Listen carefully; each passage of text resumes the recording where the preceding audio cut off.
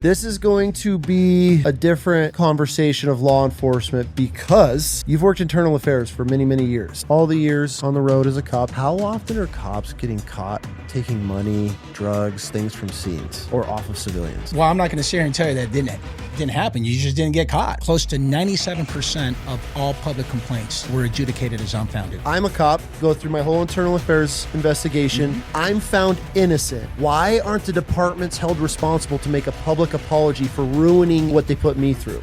We don't do it. We're hypocrites. All right. It's hypocrisy. We don't do it.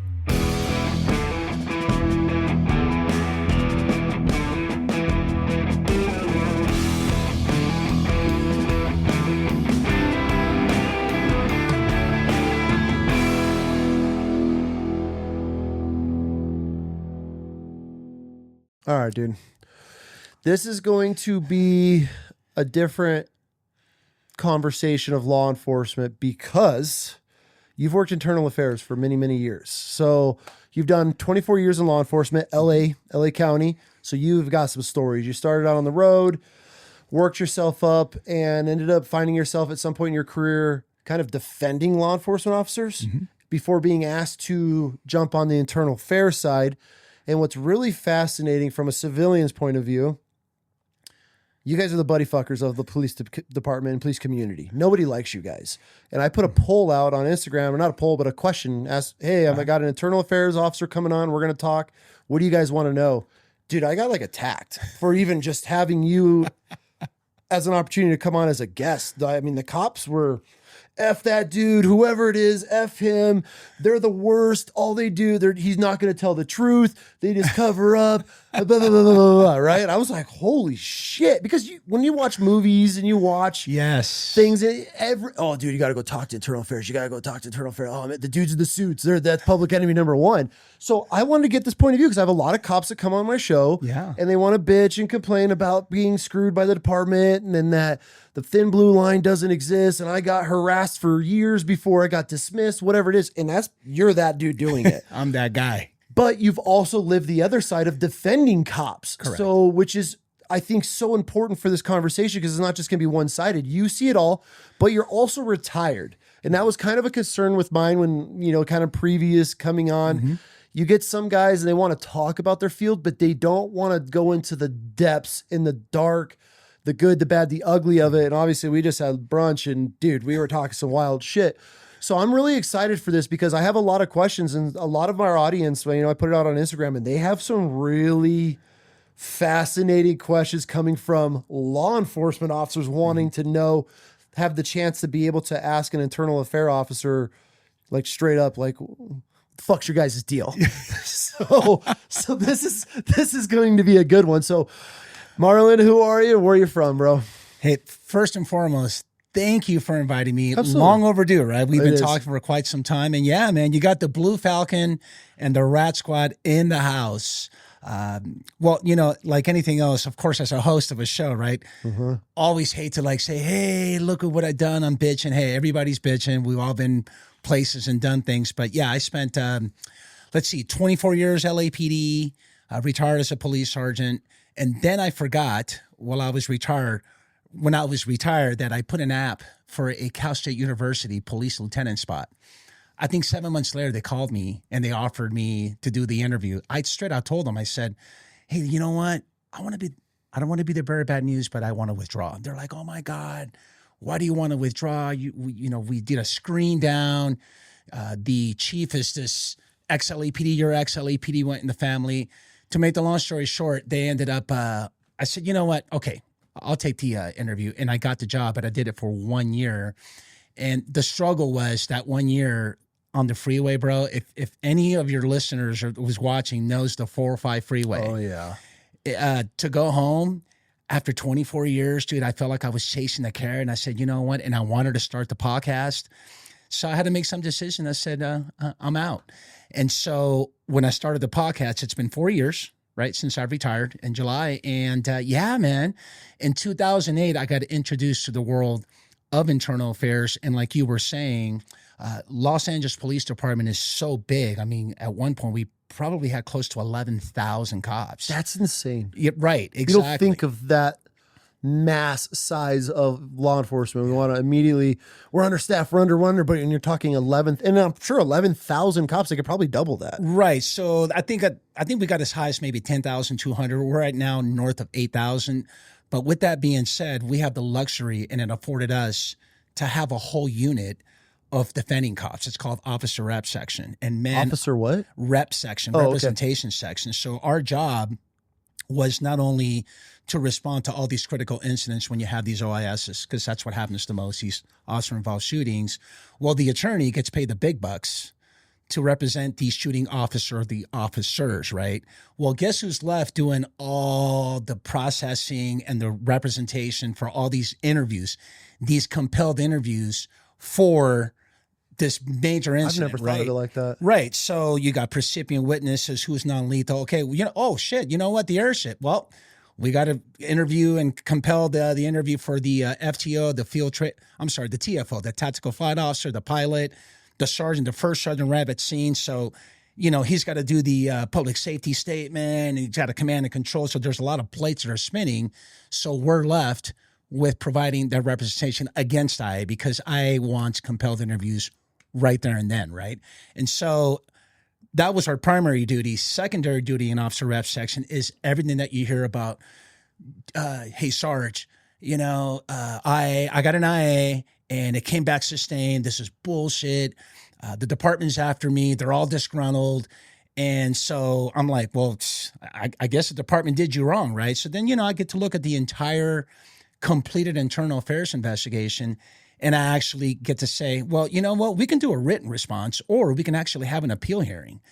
And so I like to argue, I like to talk, and at the same time, I decided to go to law school to become a police attorney to defend cops. But then after 1 year, I think we were talking about this in the car, so we had an admin appeal of these. This cop had 2 sustained complaints, just minor stuff, policy violation, neglect of duty, and we took it to a hearing. And in this hearing, the hearing officer, who happens to be a command staff officer from LAPD, ruled in our favor, the defense. They're like, I got this wrong. Okay, cool. So, but guess what? It's not binding, which means that he has to go and walk up to the chief and say, hey, chief, guess what? We screwed this one up, right? We shit the bed on this one. So we're going to have to overturn it. Now, the chief can say, yeah, whatever. I'm going to uphold my decision, or you know what, you're right. So under Chief Bratton, for 7 years that he was chief at LAPD, he's only overturned 3 of these little minor admin appeal hearings that we had, and I was one of them. So I got to know the lieutenant in internal affairs. I got to know this section called the advocate section. Basically, it's kind of like you're kind of playing prosecuting attorney. Okay. It's a prosecutorial role. You're not investigating IAs. Your job is just to come up here and put on these hearings. Basically, you're going to trial and preparing for a trial is what you're doing. Kind of like your court martials and your NJPs. And this is after the cop has already been accused, been laid off. Yeah, he's been served, something minor. Okay. Or the most serious one is, yeah, you're right. Hey, you know what? And the way it works with LAPD, which is unique because it's the only agency in the entire nation that has this border rights process hearing. It's called border rights hearings. Basically what it is that, okay, Bam and Marlon, look, you guys committed such serious allegations in that one traffic stop or that one incident, or maybe even off duty, that I'm the chief of police. I'm going to direct you to go to this hearing. Okay. Now, I'm recommending removal. Like, I want you fired. But you know what? Your fate lies on those 3 panel members. You're going to go through a full-blown hearing. You're going to plead. Obviously, you're going to plead not guilty. Opening arguments, your case in chief, you're going to bring in testimony, witnesses to testify. You're going to introduce evidence for these board members to examine, and then you rest. Now, the defense gets to put on their case. Once both parties put on their case, you do closing arguments, and all right, now we're going to deliberate. We're going to take a break, and if you are found guilty on one particular count, then we go to the penalty phase. And that penalty phase, you do a package review, and you get to bring in character witnesses. Okay.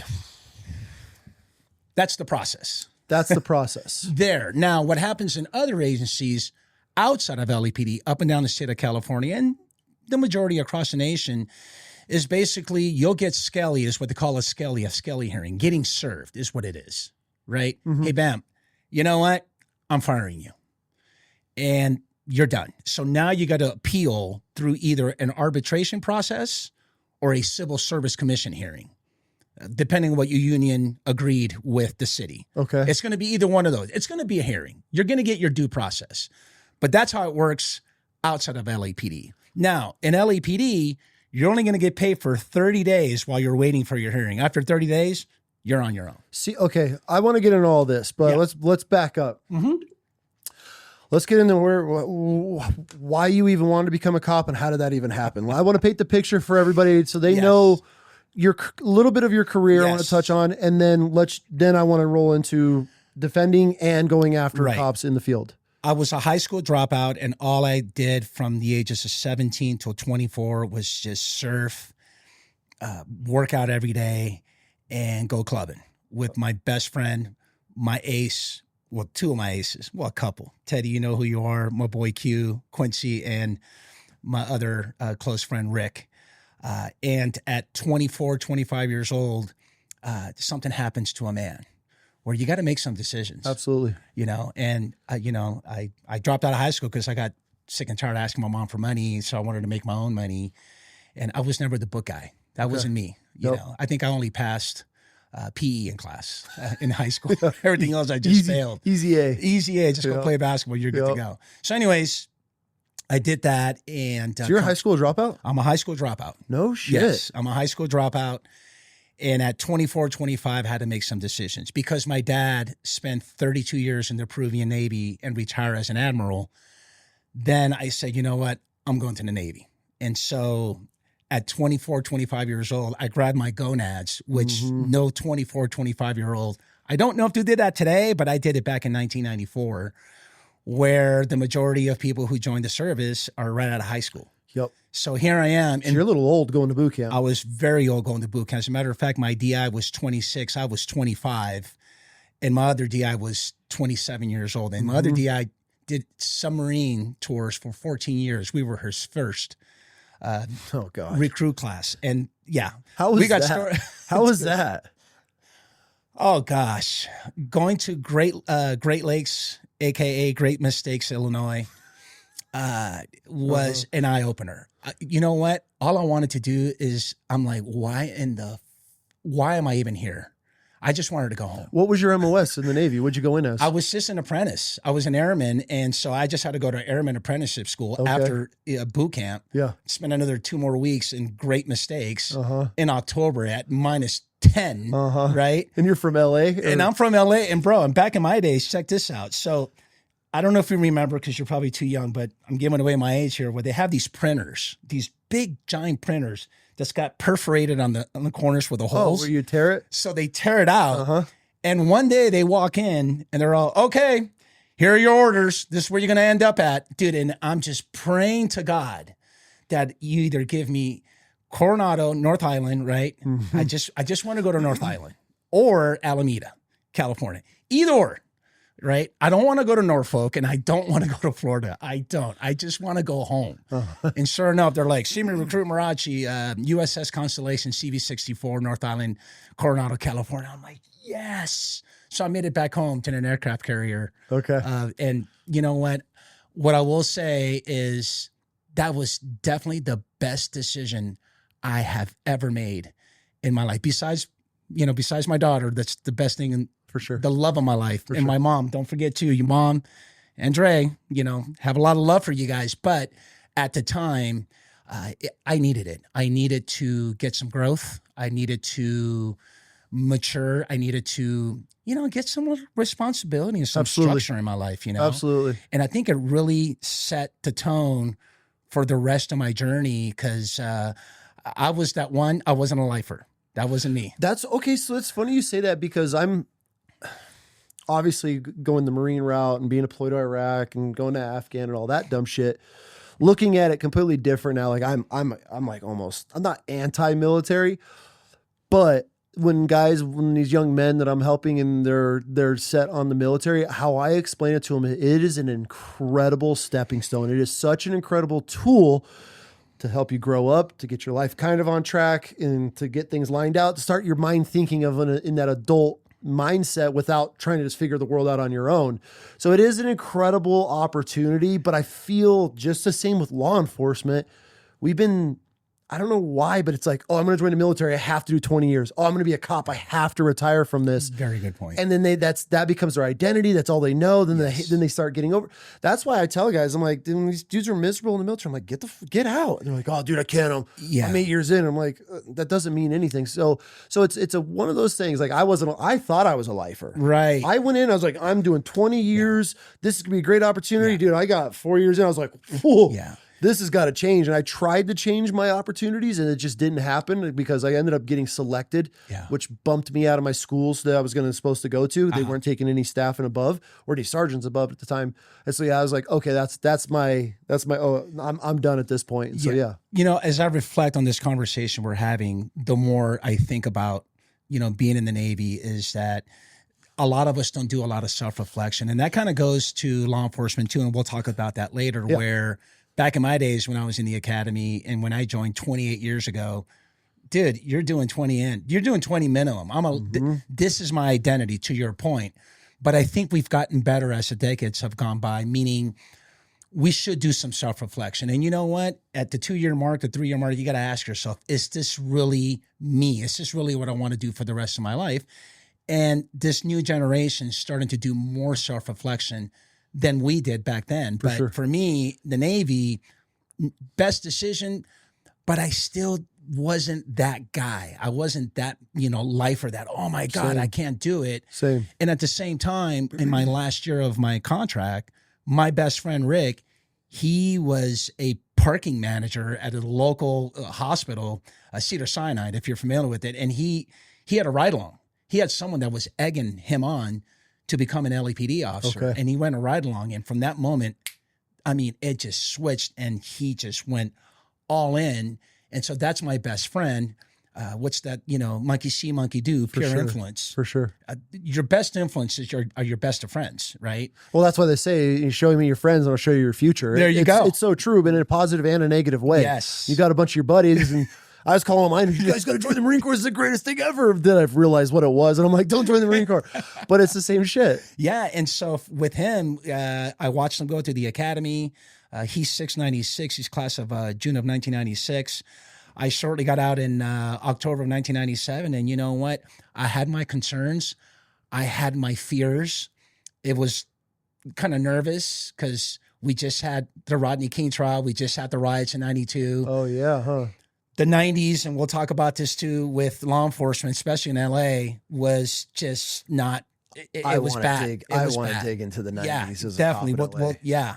And so for me, I was a nervous wreck going through all this. And whatever cop you've had or whatever cop you're about to have, if they don't tell you they're not nervous when they graduate, especially when you graduate the academy and go out in the streets, I'm going to call BS on that. I ask a lot of guys, do you remember what was your first day like as a cop? And a lot of them say they're terrified. They're like, dude, I got a gun, I have power, authority, and I'm like some young kid. They're like, I don't even know what I'm doing, and I'm just turned out.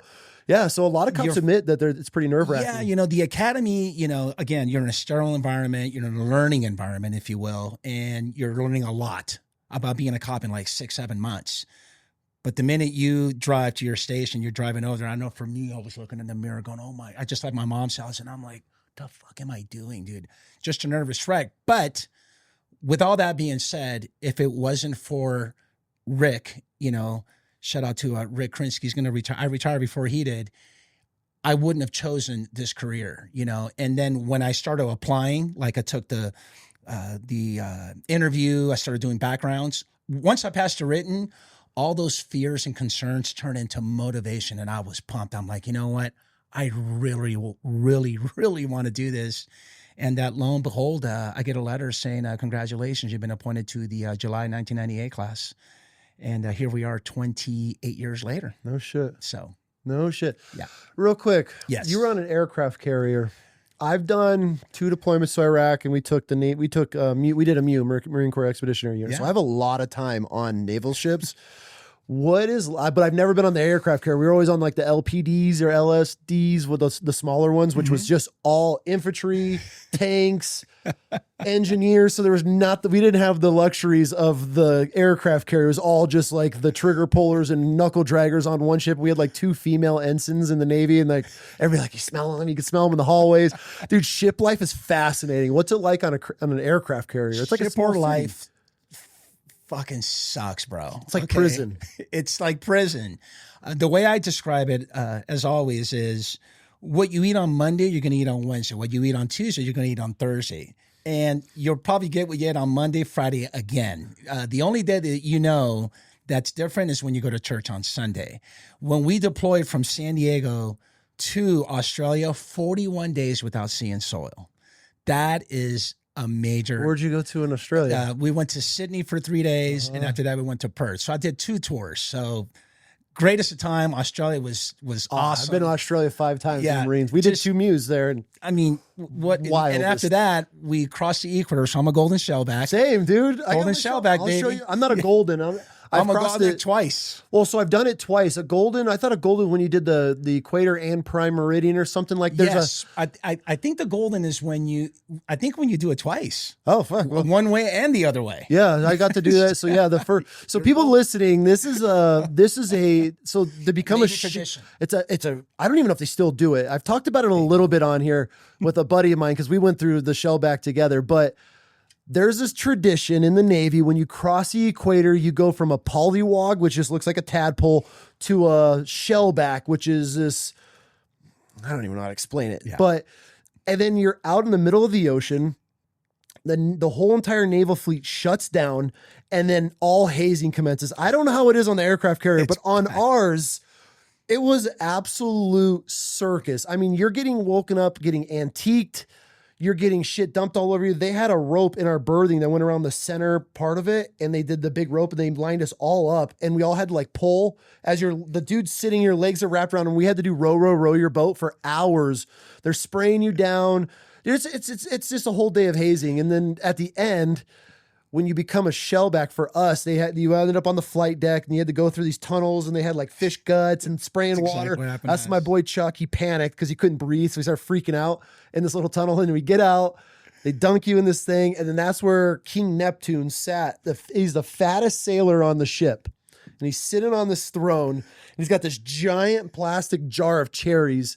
And he'd put a cherry in his belly button with the stem, and he'd make you pull it out with your mouth.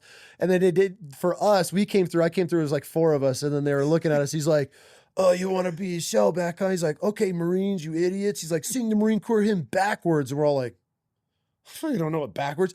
He's like, "Sing it backwards." So I just turned around and started singing it backwards to him. And then my other 3 buddies started doing it. He was like, "You're the only ones that have figured it out today." So he granted us, deemed us a shellback. Then you go over to the big box with the seed eye in it, and they baptize you in it. And that was my experience. And then my second deployment, now you're a shellback. So now you get to partake in the hazing. Yes. And we had so many officers on that ship that were all wogs. We hazed. It was the one day in my whole entire Marine Corps career we got to haze.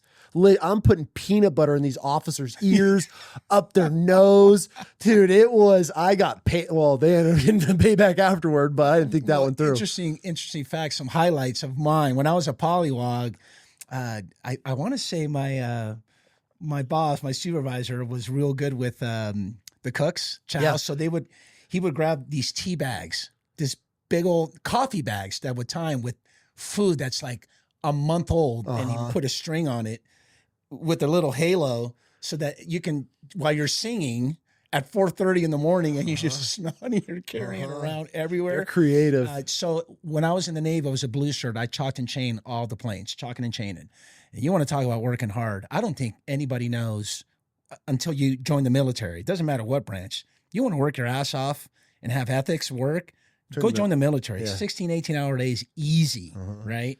And we had these, what we call iPads, where you hook, the wire to the planes. Okay. So they would put like vinegar and like just nasty liquid, and they will make all 4 of us blow into the iPad at each other. All right, blow. And then, it's getting all over your face. Are you talking the hole on the deck? Yes. We call those clovers. Yeah. So we call them iPads, where we cling onto and chalk and chain the planes. Yeah. Where you'd boss your vehicles down and stuff. Yeah. So fast forward to when I was the golden shellback. I was a shellback. Oh, dude, I'm like, I'm just licking my chops. Like, I can't wait.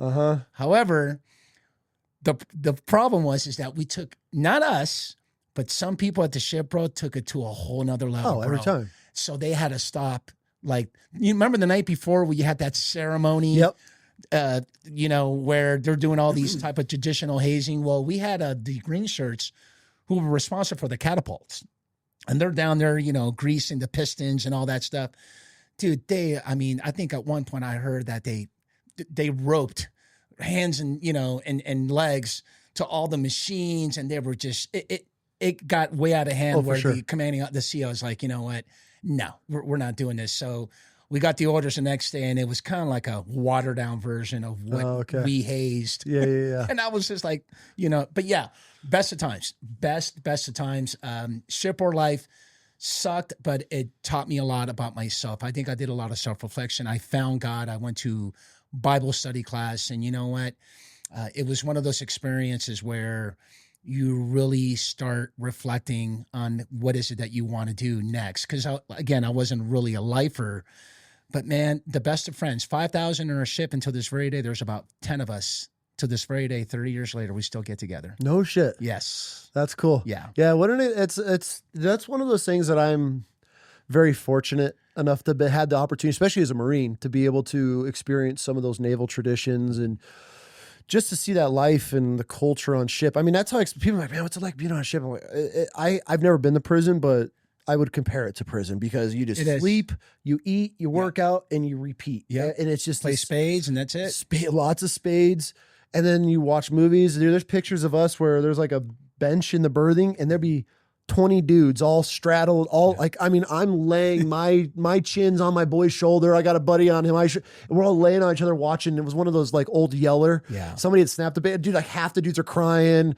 It's you bond on such a different level. And that's where like when people they'll never truly understand the aspect of the brotherhood because of those tight quarter living. Interesting point, because when I was in the Navy in boot camp, it was only two of us from LA. Everybody else is from all walks of life, Minnesota, Atlanta, Georgia, you name it, all over. And what I will say is this, a couple of guys wanted to like, hey, they wanted to fight and size me up and flex.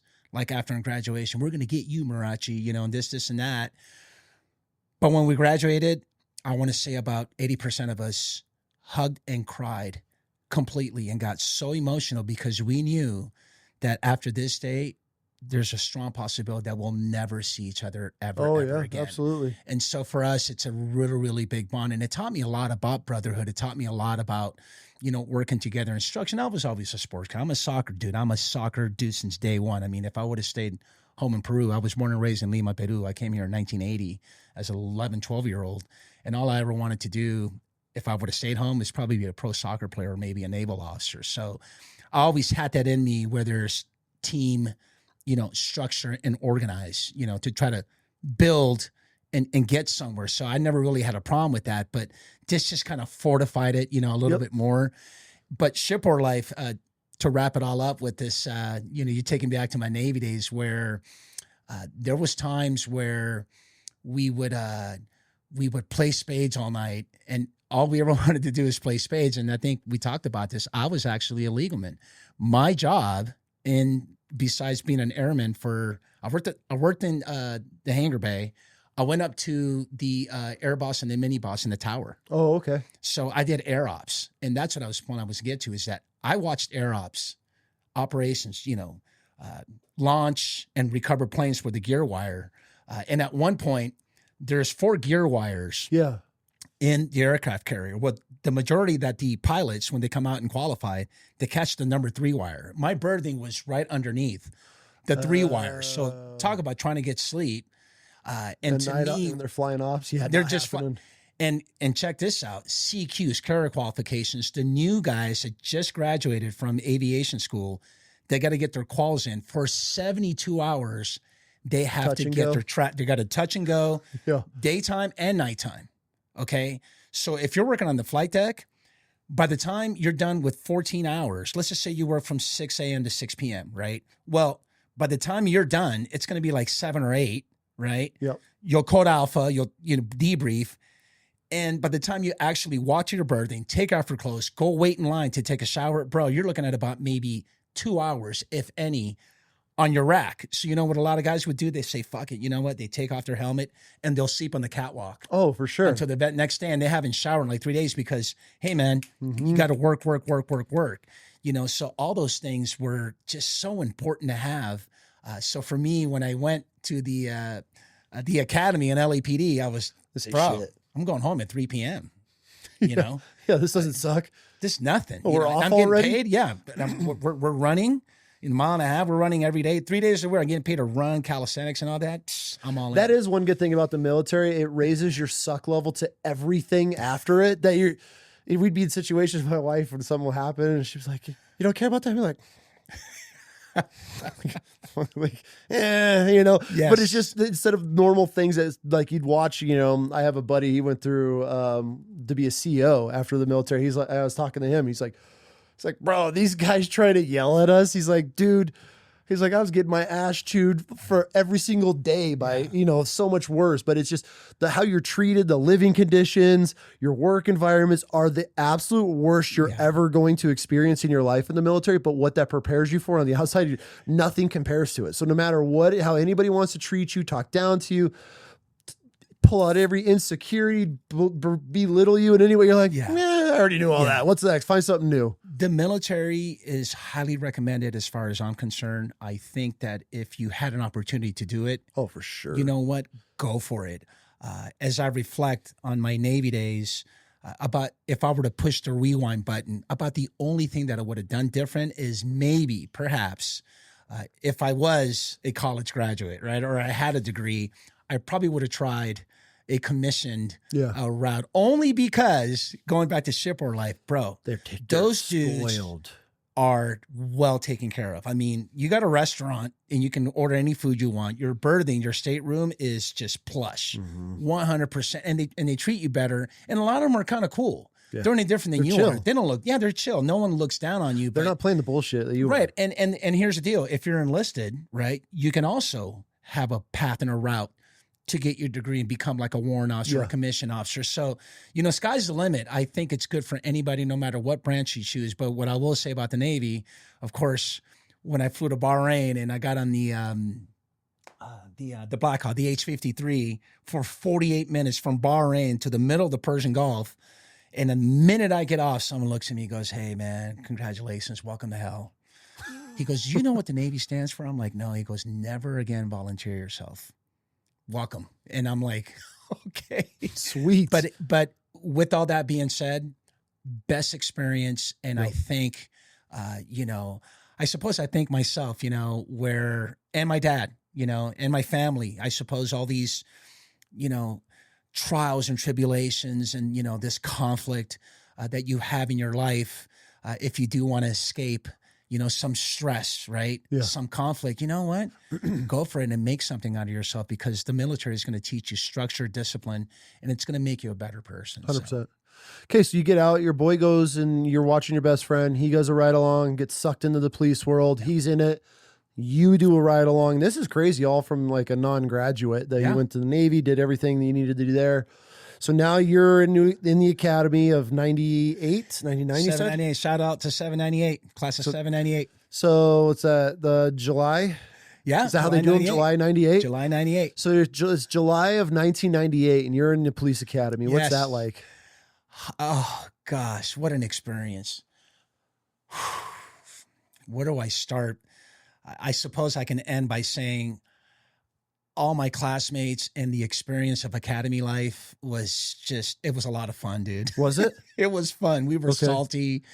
You know what? I have never laughed or had so much fun in the academy, but it comes with a price, right? It comes with a price, meaning that for me, and this is what I tell people when they want to join or become law enforcement. You're going to be challenged in 4 categories. One of them is mentally. Yep. Right. You definitely got to have the right mind, right? You want to do this and be mentally strong. Physically, Hey, you got to run. Hey, man, you can't run a mile. You can't run and do like 20 push-ups. You can't do sit-ups and pull-ups. You're in the wrong. You're in the wrong business. You're in the wrong career. The other one is psychologically. Your psych really, your emotions. We talked about this. I really feel that we should be having EI, emotional intelligence, as a part of the curriculum in the academy. And correct me if I'm wrong, and maybe someone can help us out in the audience, that it's not implemented in a lot of police academies. And I'm speculating, but my thinking is just wild. It's probably not there because Post doesn't have it, and you're being crammed with so much info that they probably don't want to have a block of presentation on EI. And last but not least is academically. And I really struggled because I wasn't a book guy, and you're taking exams 3 to 4 times a week, nonstop. You fail once, you only get one more bite of the apple.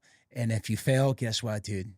You're gone. I find that so hard to believe because I see some of these cops out there, and you watch the videos and how they're just interacting, how they speak, how they're talking. Like, how did you make it? Yeah. Because it's obviously the academically wise, like you're getting tested on everything you need to know. Yeah. And then, especially when this is where I question how these cops make it to being a cop, is these First Amendment auditors. Yeah. And then they just get eaten alive. And I'm like, how did you make it to this point of being a cop in this town or city, wherever, and you don't even know the basic laws. You don't even know the basic principles of anything. And you're getting you're eaten alive by some civilian that just knows his rights. Yeah. Yeah. You know what? Part of our culture that we need to fix, to your point, is training. It's education. It's information. I think us cops, and I'm putting myself in that category, where we graduate the academy and we just wanted to go through one. Look, we're taking exams, dude. I just want to pass and get to graduation, bro. That's all I want to do, And then here comes graduation. After graduation, here comes the real deal. Like, you know what? Shit's getting real. Yeah. Like, you know what? There's no pretenders here. This is real life variables that are happening in your life. The way I describe it is that we are in the business of responding to crisis. That's what we do to strangers. More than anything. I don't even know you. And here I am trying to solve your problems when you call 911. So that's funny you say that. And if I may interject, because with that doesn't come education. We don't take the time to say, you know what, maybe I should go back and, the landmark case of, the Terry stop, Terry v. Ohio. Yeah, it happened back in Cleveland. Guy's in a fur coat, trench coat, summer day, and he's looking around a whole bunch of, stores, and wait, he might have a weapon. Let's stop this guy. You know what? I kind of think, this reasonable suspicion. I know people call it RAS, reasonable articulable suspicion. Stop with all the wording. It's reasonable suspicion. I have this suspicion that I might believe that, you know what, like you're doing something or you're about to do something, like crime is afoot. So at the very least that I can do is kind of pat you down and, pat you down for a weapon. See if you have anything on you that might turn out to be probably pretty violent or pretty bad. So just things like that, we don't. It's just not in our culture, and we're trying so much to do with training. In other words, we're trying to do it better, meaning let's spend some time to really train and get to know case law and get to know the updates, because we don't. And it's very clear. Yeah. Man, I had a question. I lost it. You said, damn it. Anyways. Yeah, I stopped you in your brakes on that one. Yeah, I had a question for that. That's what my question was. With these young cops, you show up, somebody's worst day of their life, and you're expected to sit here and provide assistance to them, and you're some 21-year-old kid that you're not even fucking wiping your own ass. Yes. And now you're handling an adult situation with a couple that's been together 20 years of some domestic argument, and you're a kid trying to sit here and like babysit these people, or some parent with their kids out of control. And it's like, you're supposed to be emotionally mature enough just to be able to handle these situations. But I feel now with police departments, they just need bodies. So they're just putting people on the streets because they're so undermanned. Very good point. Then you have these children running around with a gun, a badge, and power. Yeah. It's just like, this is this giant cauldron of ingredients for an absolute disaster. And I think that's kind of what we're seeing these days. But I mean, that's kind of off topic where we're going to get, but it's interesting. To share a couple of insight on what you just said was the fact that I've always been a critic of the age requirement. You know, if you are 21, 22 years old and you come on the job, you're going to probably have more challenges than a 30-year-old, a 29, 30-year-old. If you walk up to my door as a cop, I'm immediately respect, because I know you've done. If some kid with this stupid cop especially mustache, with ED. Domestic incidents are the best. Like, dude, I've been married longer than you've been alive. So who are you? And 9 times out of 10, the 911 calls from the neighbor because they were arguing and yelling. So you're like, look, I don't even want to be here, you know? For sure. But hey, I'm here and I'm running the show until I leave to see if there's been any crimes have been committed. And guess what? Someone's going to go to the Gray Bar Motel, bro. Yeah. Someone's going to go to jail, but I got to investigate. And what happens is it's kind of conflicting and very contradicting. And it not necessarily does happen a lot to females, but believe it or not, it happens with both genders, where you get to a situation and you take it to a whole nother level. Oh, for sure. Right? 100%. You escalate it. And then because in our academy, and I don't know if you heard this from your guest, but we were taught the acronym ATD or ATM, ask, tell, and do, or ask, tell, and make, meaning, hey, bam, you know what? Turn around, put your hands behind your head. No, F you, I'm not going to do it. Okay, I'm telling you to put your hands behind your head. Okay, I'm going to arrest you. And then you say, like, F you, and then you make them. So we've gone from this command presence, tactic, if you will, right? Considering all these real life variables, to the buzzword de-escalation, where we're, waiting around to make a decision and trying to de-escalate the situation, which, by the way, it's a buzzword. We've been de-escalating since day one. It just comes in different forms of fashions, depending on the circumstances. But I agree with you. I think sometimes we just go to the next level. Yeah. And the biggest challenge and a hurdle, or I should say an obstacle for women, is the fact that at times I feel like they have to really double prove themselves. They have to prove themselves absolutely even more because it's a male dominant profession, but we've gotten better. Yeah, but if you're automatically having to prove anything, you've already lost. Yeah. And that's where, and me being a girl dad, like, I'm very hard on female cops. I don't think female cops, and I say it all the time, I do not believe that there should be out and about, on the road, on a beat, female law enforcement officers. I don't think that's a position for them. As far as when it comes down to criminals, just anything. Like, most men have a hard time fighting. You look at all these cops getting their ass whooped in all these videos. Yeah. They don't even know how to throw hands. Most cops have never even been in a fight. True. Now I'm going to take a woman that is 80 pounds, 90 pounds with her gear on. You're going to put it against some criminal that is not going back to jail. You think she's going to stand a chance? And then obviously when a woman walks up, you don't have that power, command that authority, presence. command presence as a grown ass man. Yeah. They have their boonie covers on. They got that presence. And that also, that's intimidating itself. That's where you have that. Yep. You got some little 80-pound chick walk up to your car. She's got an attitude. You're like, what the fuck is it? Who are you talking to like this? Right.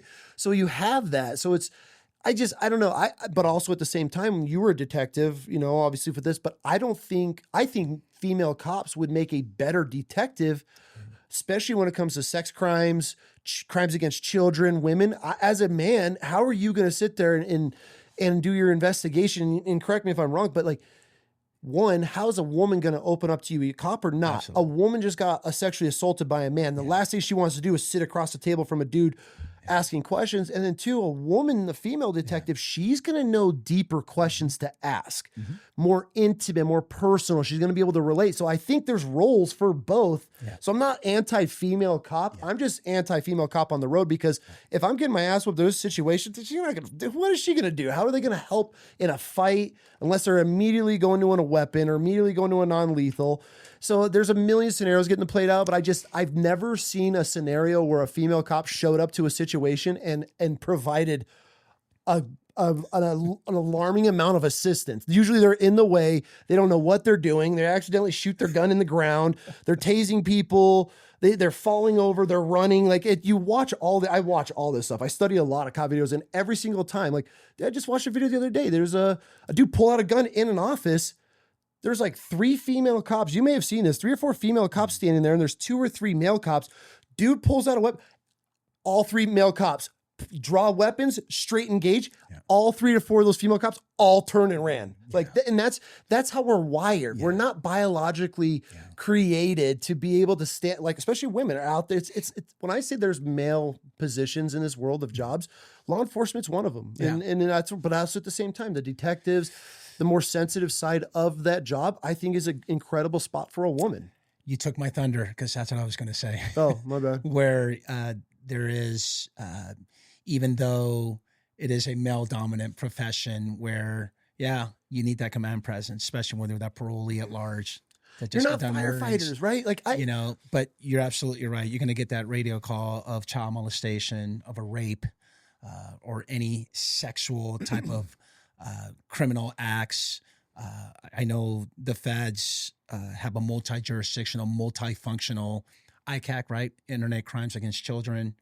I mean, you're talking abuse child unit. I mean, you're talking about very sensitive, high stress, emotional type of investigations. And you know what? I just got raped by a man, and the last thing you want to do is ask very intimate questions about what happened to a male officer. So there's a role for all that, but unfortunately, you got to go. You get what you get. Yeah, well, you got to go through it. You got to go through patrol, man. You got to work the streets.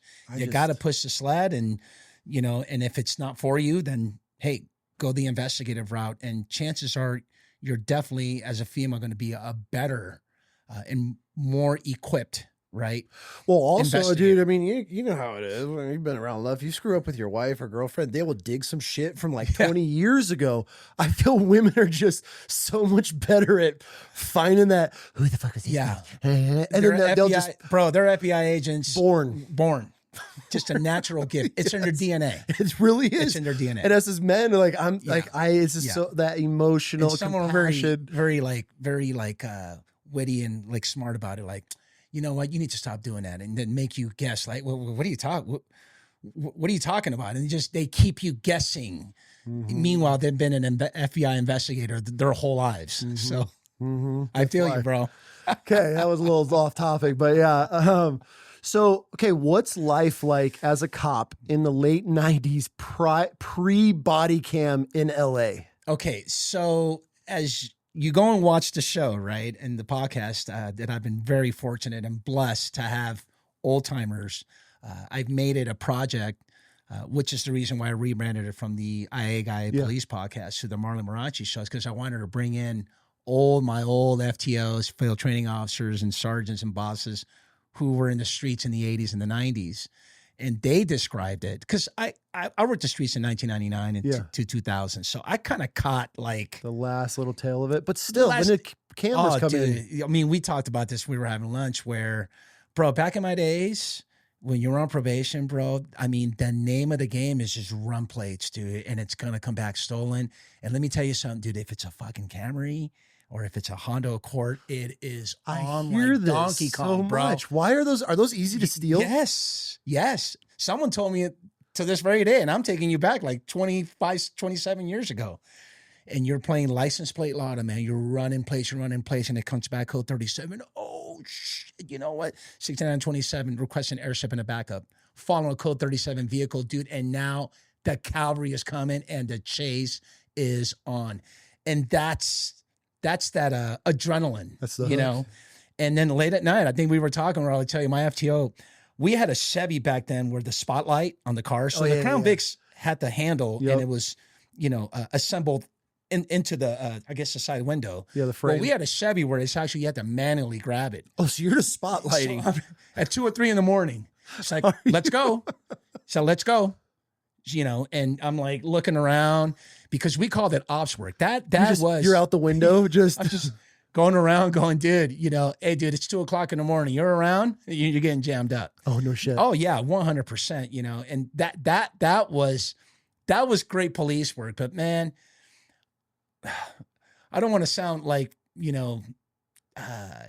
just say it's wild chaos. Yeah, it's wild chaos. I mean, I don't want to sound like, oh my God. I unfortunately, I want to say it wasn't as violent as it was in the early 90s. Yeah. We talked about this. Look, 1990, 91, and 1992, 1,000 homicides per year. One of my guests worked Rampart. A couple of my guests have worked Rampart, and we'll talk about that a little later. But 1994, just to give you an idea, 6.5 square miles, over 50 gangs in 6.5 square miles, 168 homicides in 1 year. And then I want to say in the 90s, and, shout out to whoever's worked 77 in Rampart, they're going to correct me, but there was a battle of the homicides. And by the way, these are all gang related. I think 1 year alone, Rampart had 191 and 77 had 190. 77 is the mothership. And that's their own little communities. Well, 77 of 7, maybe 12 square miles. Rampart's only 6.5 square miles. Yeah, that's how violent LA was. You want to talk about police work, jumping in the car. Bro, the minute you logged on, and this happens probably till today, but back in my days, if you logged on a Thursday, Friday, or Saturday night at 6 p.m., you're chasing that radio until 4 or 5 in the morning. Oh, shit. It is on no matter where you're at. Where I live in the San Fernando Valley, 818, but I'm going to tell you right now, it's way more violent in what we used to call South Central, what we call South LA. So you have the mothership 77, Southwest, Southeast, and Newton and Central. And then, of course, you got Rampart and Hollenbeck. So those stations around the clock, I mean, you're getting into perimeter shooting just occurred. You're rolling up on a homicide. Okay. One right after the other. So that's how violent it was. For me, in 99, it was fun because we can all agree that police work is just completely different back then than what it is today. Because, like you said, it's pre-body worn. Rules were different, right?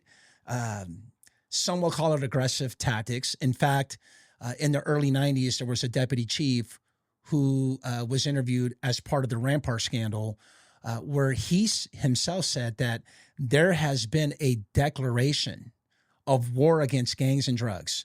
Like the community knows 100% that it's us against them. And guess what? The community loved cops to go and fight crime before crime even occurs.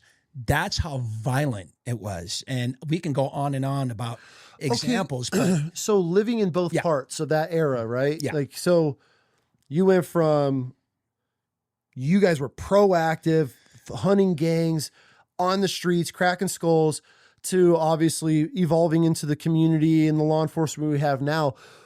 What era, what would you consider actual policing? Was it prior to cameras where you were able to go hands-on more and crack skulls and have more of that presence? Or would you consider nowadays, with everything being so PC, everything's watch, is this better policing versus back in the 90s and early 2000s? Very good question. I suppose it's kind of hard to choose which era because there are different eras, right? What I will say is I'm a big fan of body-worn video.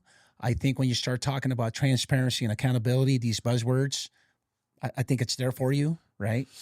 Look, I can plug in, shout out to the Marlon Report, where I break down body cams, the crazy Karens, temper tantrums, you name it. It's all there. Look what cops go through, right? But what I will say is, I think if we're going to be completely like blunt and honest, is that, you know what, back in the days, dude, it was, look, let me just give an example. If you have a day laborer, Latino dad, okay, that goes to the local Home Depot to work for $50 the whole day, right? And comes back home and he wants to walk down the hill to go get milk and eggs for his family. And by the time he walks up the hill to go to his apartment, he just got getting shanked and jammed up by gang members. And they took their money. And they took the milk and eggs. Well, how do you think justice is going to be served, right? I mean, you're going to walk in the station and say, hey, look what happened to me, right? Cops know because it's, your neighborhood. And so, you know what? We're going after him. And that's how you were able to do it. Correct. That was an everyday norm. See, I feel that's police work. That's what they call proactive police work. Yeah, that is, you're protecting your community. Absolutely. I feel now most cops don't even know anybody in their community. I agree. No, but they don't know the kids. They don't know, they know the gangbangers. They know the trap houses. Yeah. That's about it. But that's why I have this. I always ask, like, you know, the old. I know you're not old school, but you're right in that transition era. Was that old policing? Because you would know homeboy down the street, or the wife would come out and say, hey, this is what's going on around the corner. And then you'd be like, we got it.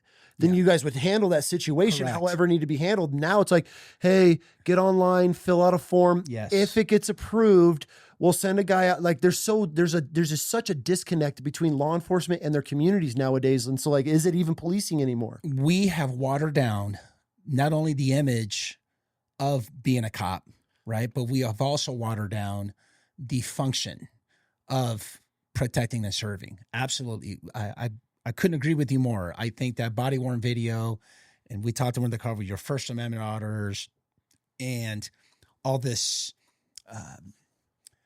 you know, the summer of love, the defunding, your political affiliation as to how you feel about law enforcement. You know what? You put that all in one basket. Yeah. I think we're at a point where we're not doing what we should be doing. You're just glorified security workers. Right. Now, you know, if your audience is going to criticize me or be critical about, well, you know, you're putting the boots to someone or you're tuning something up. I'm not saying that you deserve to be tuned up. For sure. But what I am saying is that, and look, when you use force, and I say this all the time, traditionally when you use force, it's for 3 reasons. That's the way we were taught. Affect an arrest, prevent an escape, and overcome resistance. Now, we can all agree that even when you're handcuffed and you don't want to go inside the police cruiser, or you're wailing and that is resisting, meaning that you can use force even though you're handcuffed. Mm-hmm. We can all agree to that, right? Mm-hmm. So those are like your basic facts. Now, of course, throughout the decades and the years, like for California, you know, 835 APC was revamped because of the Summer of Love with Assembly Bill 392 and all this stuff where you have to de-escalate totality of circumstances. Now you have Grant v. Connor that's been codified into law, right? You have to think there's more to think about and there's more to learn, to your point earlier. Well, we don't really continue to learn about police work, law, case law, and all that. So we get to a point where we just, you know what?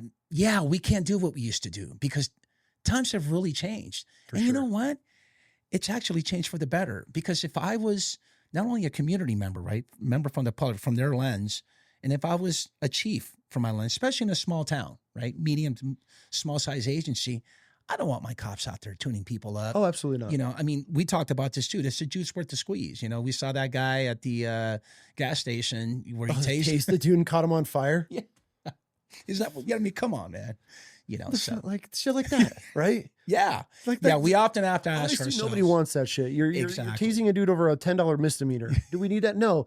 But it's like, that's why I always ask myself when I see these cops and I label them as like the turd, just piece of shit cops. Like, how many pedophiles have you arrested this month or this year? How many drug dealers that are on the corner pushing fentanyl to these kids? How many of those guys have you taken down? But instead, you're harassing this person, fucking with these people, the kids on e-bikes, like that's what I brought it up a few episodes back.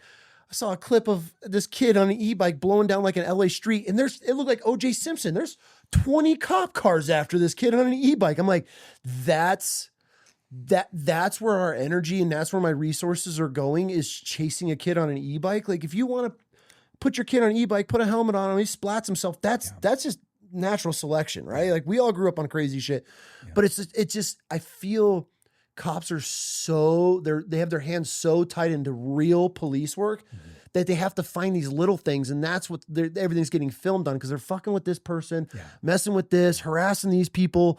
You're going to a skate park and bugging kids. It's like, dude, what are you doing? That's policing. Like, and then I always ask myself, how many chomos have you caught this month?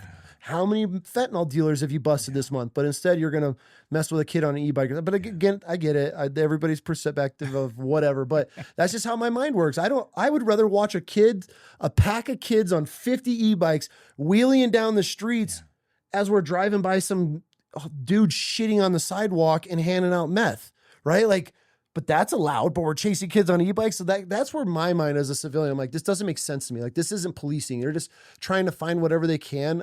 They're on their beat to just look busy and be busy. And they're not actually talking to the community, finding out who's doing the mistakes, hunting those people down. That's where I feel like policing, in my opinion, is been so watered down Even if you had cameras on, you should still be able to tune somebody up if they're going to give you, if they're going to buck up at you, whoop that dude's ass, because people are watching, be like, dude, these cops don't fuck around around here. But I'm not saying every time somebody does that, you have to have that, and that's where it goes back on body cams to be able to watch. Hey, this is where we made mistakes. This is what we need to correct next time. Hey, we don't need to talk to these people immediately like this. You could have come in, hey, what's up, guys? Hey, listen, it's this late. We need to start wrapping this up. Blah blah blah blah blah. And that's where I feel a lot of cops don't even just know how to talk to people. To your point, I don't even know how to communicate. That's when communication and planning is something that we can always get better on. And I suppose not just this profession, but probably any other profession. But to your point about body-worn video, you know what? I'm a big Dan Patrick fan. Just be a colorful commentator, host, where you're on body-worn, and if someone acts up, gets out of hand.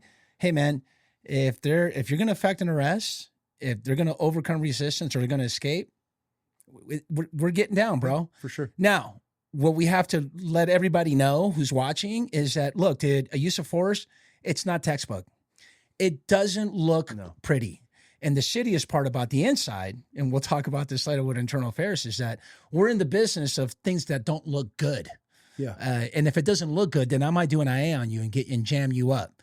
So I've been hearing lately, a lot of cops are more afraid of the inside than being out in the streets. Absolutely. As far as getting weaponized and getting in trouble. But yeah, to your point, I think body-worn, and just for me, I think it's a great, great tool of transfer. I mean, we're 10 years in? LAPD's birth of body-worn video was January of 2016. So we're 10 years in.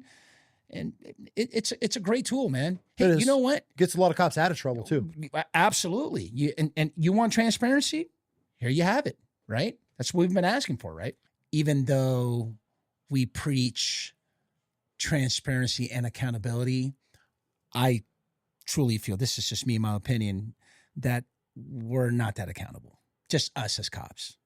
We don't like to hold ourselves accountable for making mistakes or doing something that... Is that why they turn on each other so quick? Yeah, well, we talked about it. I think that if we are getting jammed up for using force or at that traffic stop, the way we talked, what did I say? The 2 A's and the 2 D's, right? Your attitude, your approach, your demeanor, your disposition in that encounter on that traffic stop or that service call. You know what? Maybe there is some accountability on your part. Yeah. In my show, I've been pretty lucky. Out of 280 guests, I have close to 300 guests. One of the first questions I ask all my guests is there any accountability on your part? Because we are talking about IA. We're talking about internal affairs. For sure.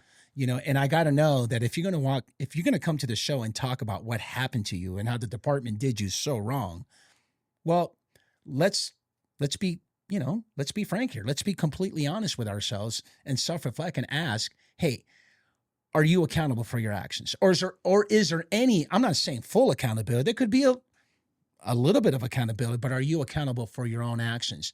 And I feel that now that I'm God, man, I've been in this business for 28 years. I've been doing discipline since 2008. That's 18 years, right? Involved in discipline on both sides, both internal affairs and defending cops. And I'm here to tell you, bro, I will defend a cop way more than I will ever prosecute a cop. Because more often than not, and we talked about this, the department sometimes gets it wrong. And there is that saying that we talked about in my show that I have learned, I'm going through this growth of, in this journey is, quote unquote, you know what, Marlon, the punishment's not the penalty. The punishment is truly the process. It's what we go through. For sure. But at the same time, and you and I talked to, sometimes I do breakdowns and I'll scrub YouTube and I'll Google resignations and terminations, right? And here's this cop that tuned up this kid on handcuffs. And this kid was waiting for his Uber because he looked suspicious, right?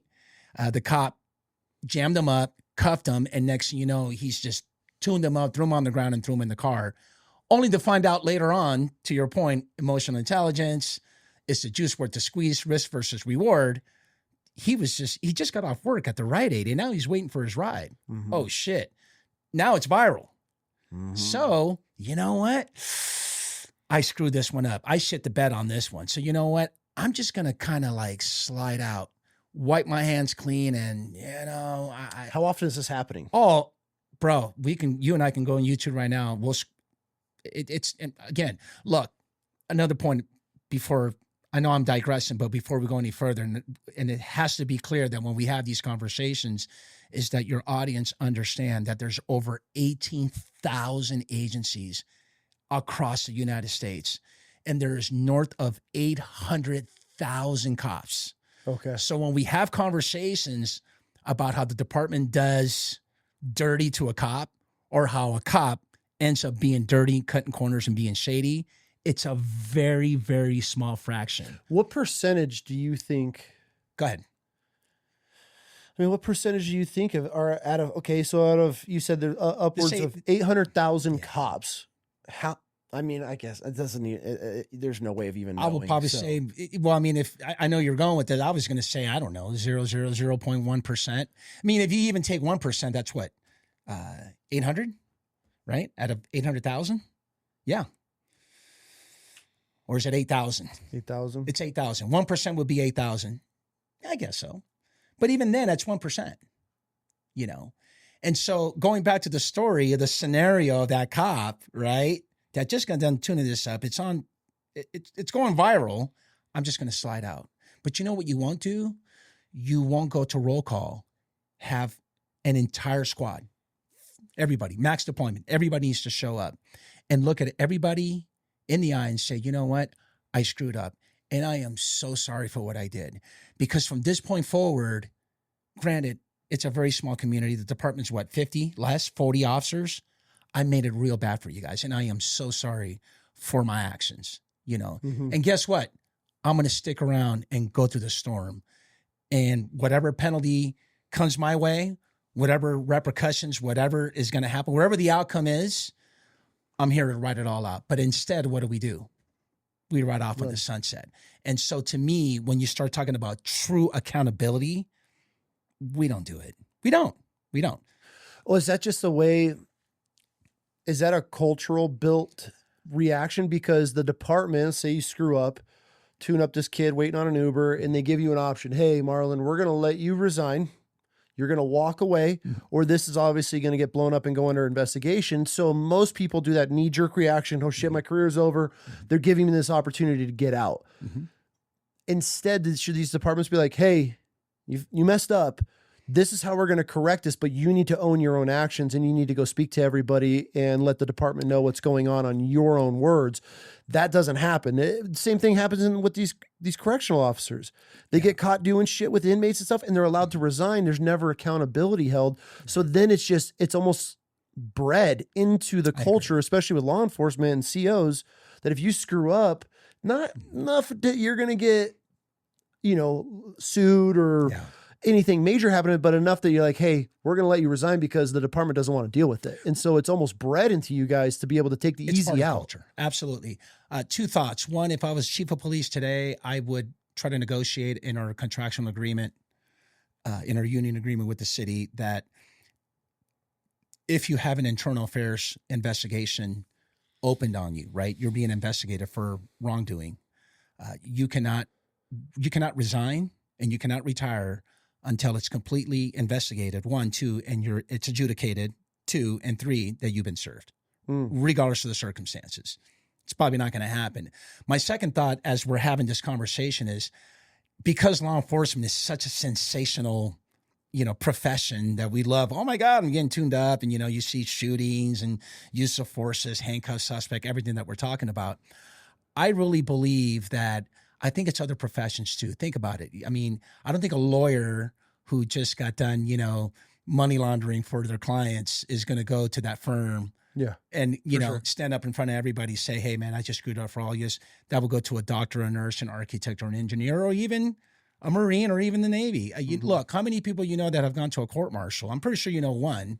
But if you think they went back to their squad and say, you know what, I am so sorry for what I did. Well, probably half the squad was with them. If it was in my platoon, we were probably with the dude. He just got caught. None of us else did. Yeah. So I think we, right? I'm just speaking now from a gender. But as law enforcement officers, you guys are held to a higher standard. Oh, I love We're this not one. talking about military. We're not talking doctors Yeah. and whatever else, even though everybody should be held to a higher standard.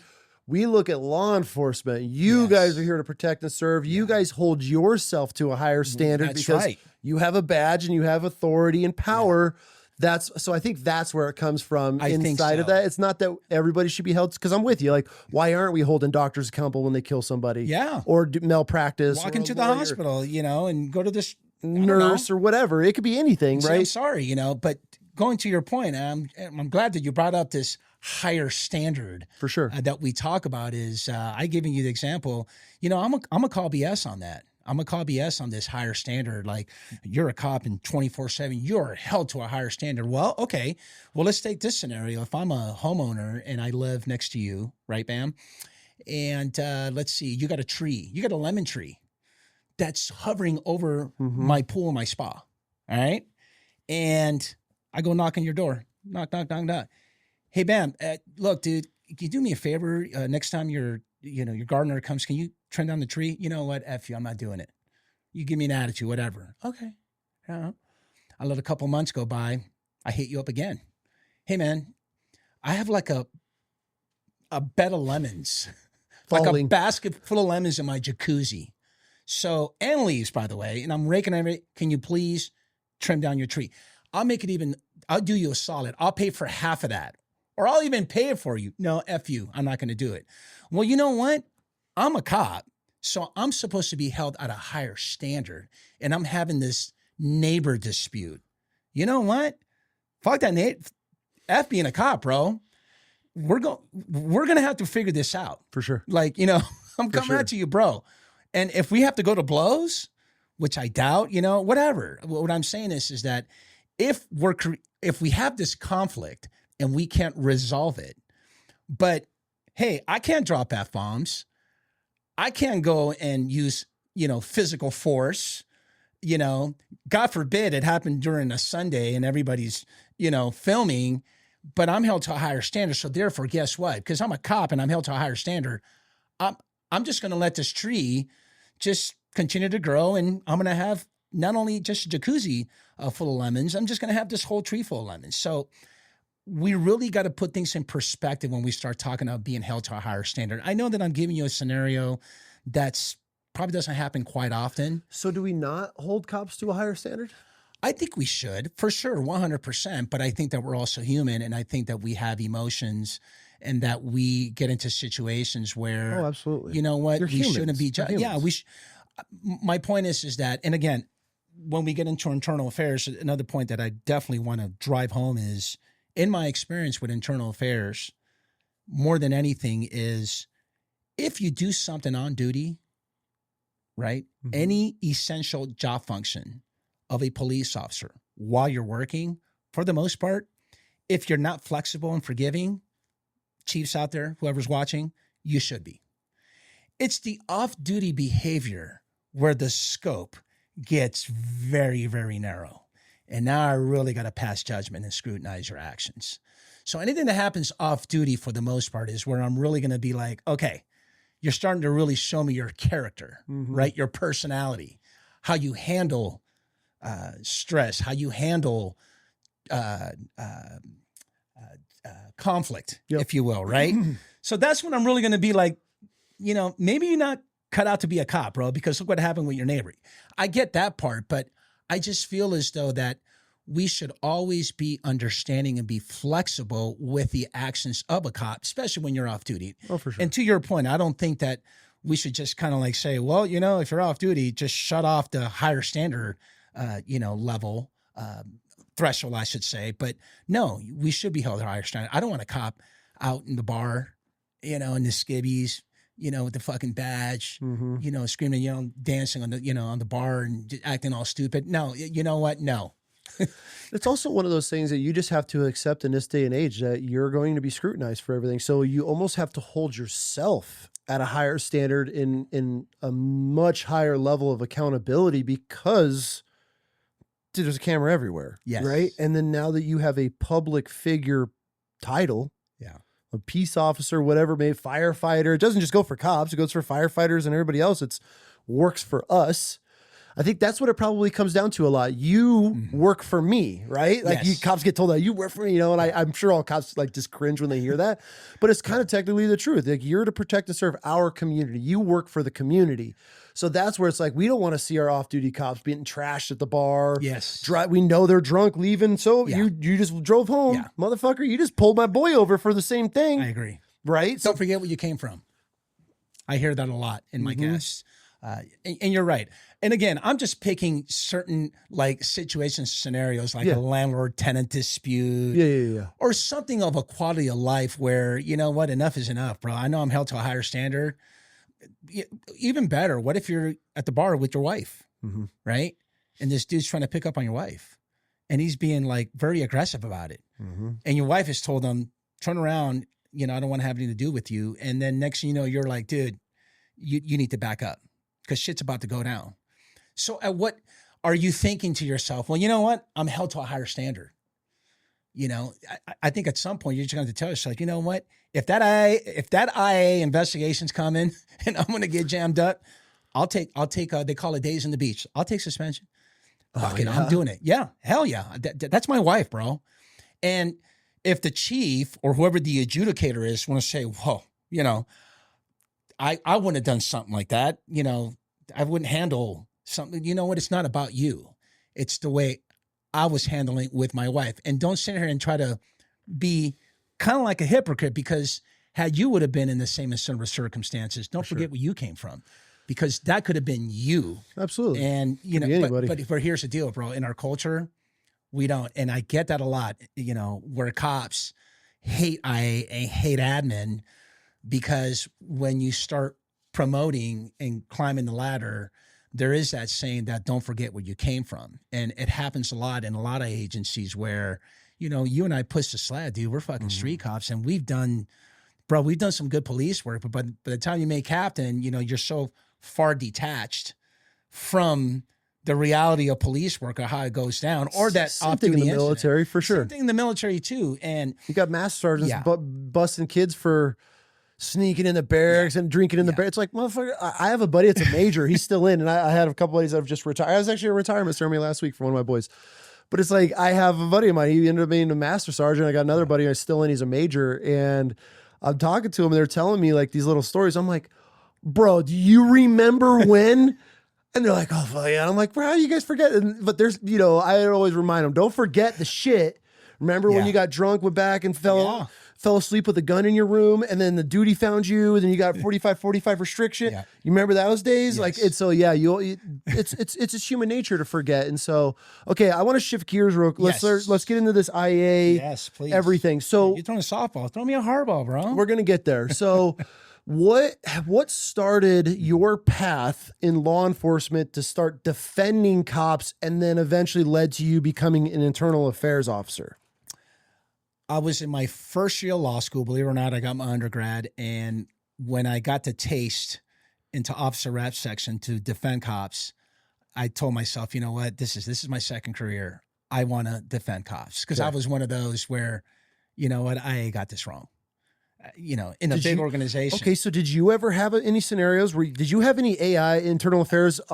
I did when I was young. Unfortunately, I got Blue Falcon on my way out by my boss. We can talk about that later on. But I think I was subject to a couple of internal affairs complaints. But was it fair? Did you find them fair? Yeah, it was all unfounded. So but I was accused. To this, did you ever have any negative interactions with internal affairs? No. Okay. I just felt as though that because I was involved, you know, in everybody's dirty laundry in the Navy, it was a full circle. And here I am in internal affairs in the LAPD. But a couple of things to note that we were talking about this too, is that I don't think there's a sergeant out there right now, right, that is telling themselves, you know what, I cannot wait to go work internal affairs. That's just not for sure in our culture. Okay. You know, so I want to make sure that we start up this conversation about internal affairs where it's very taboo in our culture. We don't talk about it enough. We have created a culture by which it's got a negative stigma attached to it.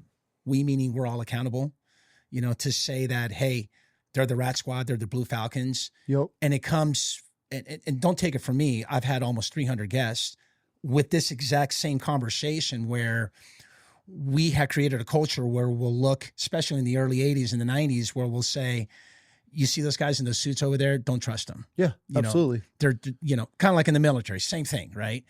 And so for me, I was defending cops.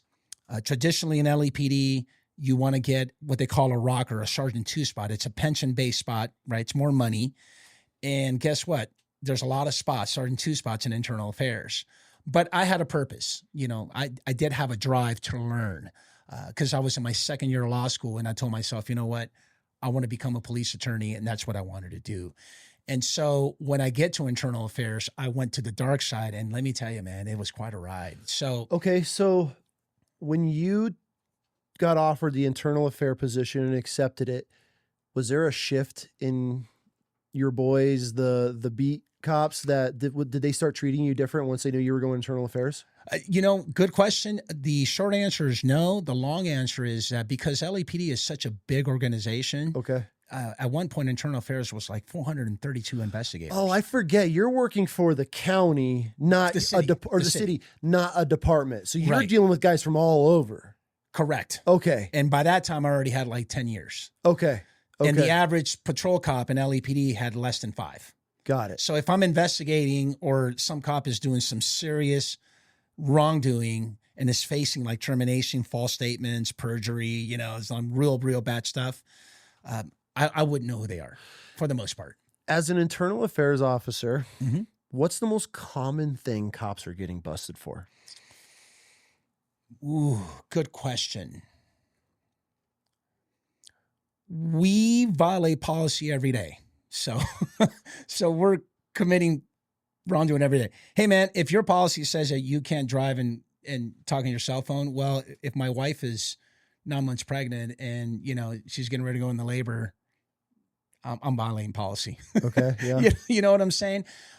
That's a really good question. I mean, in my experience, so when I get to internal affairs, I'm an advocate, AKA a prosecutorial role on behalf of the chief of police. I'm dealing with serious allegations of misconduct, false statement, misleading statement, perjury, like real bad stuff, right? Okay. And so the most common, I would say neglect of duty. You don't get on the radio and say you're at scene.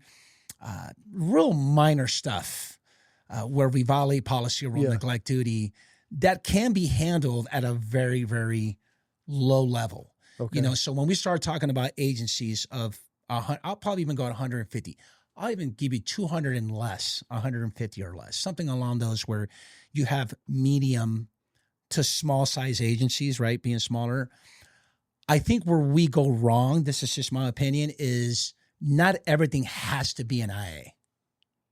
That's where we go wrong. I think sometimes we have that knee-jerk reaction, and we're just quick to cut paper. If someone walks in the front lobby today here in Meridian or Boise, right? And files a complaint. And wants to file a complaint because I just had a traffic stop, these officers were very rude and disrespectful to me. I don't know what their procedure is like, but some agencies, like my beloved LAPD, if you know that it's alleged misconduct, you got to cut paper. You have to do an IA. Okay, so with that question, somebody gets arrested, they're just butthurt, dealt with a cop that had an attitude that day, whatever. Are most complaints legitimate?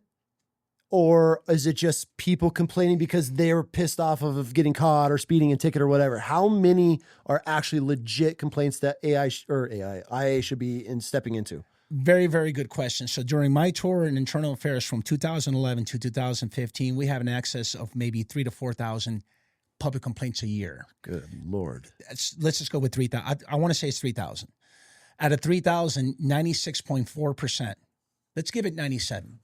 97% of all those complaints were adjudicated as unfounded, meaning that it didn't happen. Oh my God. So you have to worry about the 4%. And that's why I kind of, go back to what we were talking about earlier, where it's a very small population. Okay. 4% of 10,000 cops. Okay, those are the ones you have to look out for because you and I can agree they're bad apples. And again, I want to say, and I'll continue to say it, is that even though we have 18,000 agents, even though we have over 800, bro, is there corruption? Hell yeah. Is there cops cutting corners today, right now? Yes. Is there shady cops? Yes. Is there Pablo Escobars in uniform? Yes. Yes, there is, right? Which is that, contradicting feeling about IA. Yeah, we're the Rat Squad. Yeah, we're the Blue Falcons. But you know what? You got some dude money laundering and selling drugs, money laundering, whatever. The worst of the worst. Guess what? Guess who has to get them out of the streets? IA. Or you should be an investigator. Hey, chief, you should get IA to go follow that dude because he's up to no good. I mean, I know him, but he's cutting corners and being shitty. He's tuning people up. He's what we call badge heavy. Every traffic stop, he's just getting them out of the car and throwing them up against the fucking wall and just tuning this dude up. You know what? We can all agree, no matter how negative you think of the Blue Falcons and the Rat Squad of IA, you know what? You kind of need them. Okay.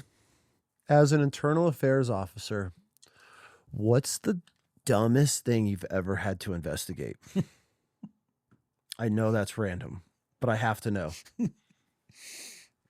What's the dumbest thing that I've had to investigate another cop for? Okay, so there's this rumor, and I'm not big on rumors, but it has been instilled in our culture that once upon a time, there was a female citizen, a complainant, that walked into the front lobby, I forgot what station, and said that my ovaries were stolen.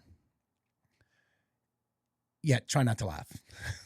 I mean, her ovaries, like during a surgery, or her ovaries were stolen and the cops did it.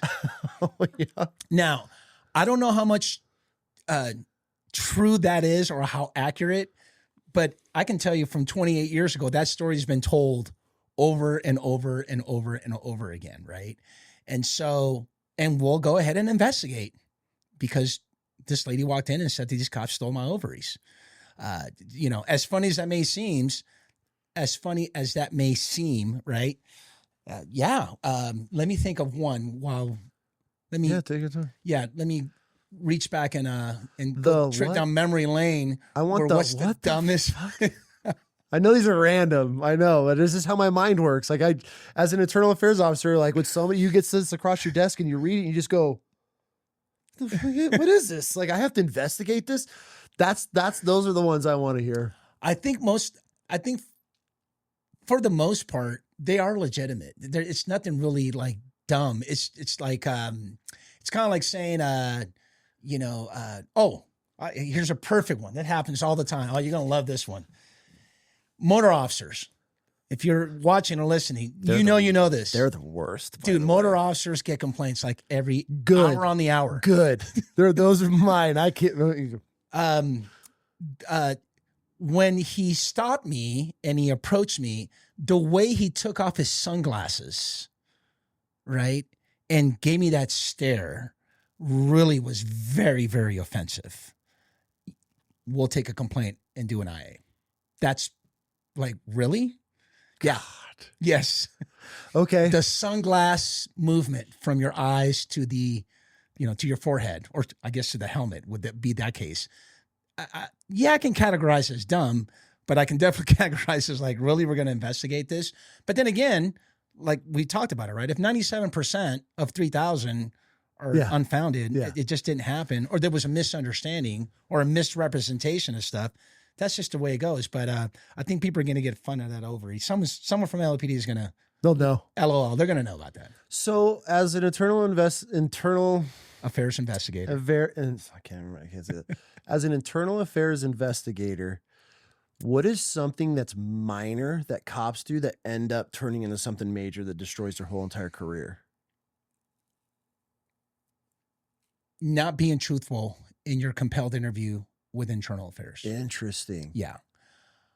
They just lie right out the gate. They just try to cover stuff. Yeah. So let me kind of paint that picture for you. So we've had cases where, I always go back DUIs, probably the most common, right? So if you get into a DUI, for whatever reason, you always say that you only had 2 shots. It's always 2 drinks. Oh, really? Yeah, when you get arrested, it's What's always... the best answer? None? Is it better to just lie everybody straight says up? 2. Like, whether you're a cop or not, you get arrested for DUI. Everybody always says 2. 2 shots of vodka, 2 shots of tequila. 2 beers. 2 beers, 2 margaritas. You always say 2, but then you end up blowing .22s. And you're like, I think it was more than 2. 2 in the last 30 minutes? Yeah, 2 in the last 30 minutes. Yeah. And so what happens is that when you tell the arresting officers, right, that, hey, 2 shots of vodka at home, and I just got into a car wreck, Yeah. then you come to find out you blew .22s. Yeah, I think that's pretty serious, right? Now, what we should be doing, or I suppose the right thing to do, would be that when your criminal allegations are over and done with, let's just say you got the DUI, you got to do community service, your license is suspended, it's adjudicated. You're done with the criminal. Now comes the admin. Well, here you are in your compelled interview with your internal affairs investigator. You know what? I'm going to give you a second bite of the apple for you to come clean, like fall on the sword. But to your point, we've created a culture where don't trust those guys. For sure. Right? The movies, right? We talk about Pride and Glory is a great movie. I haven't watched it in a while.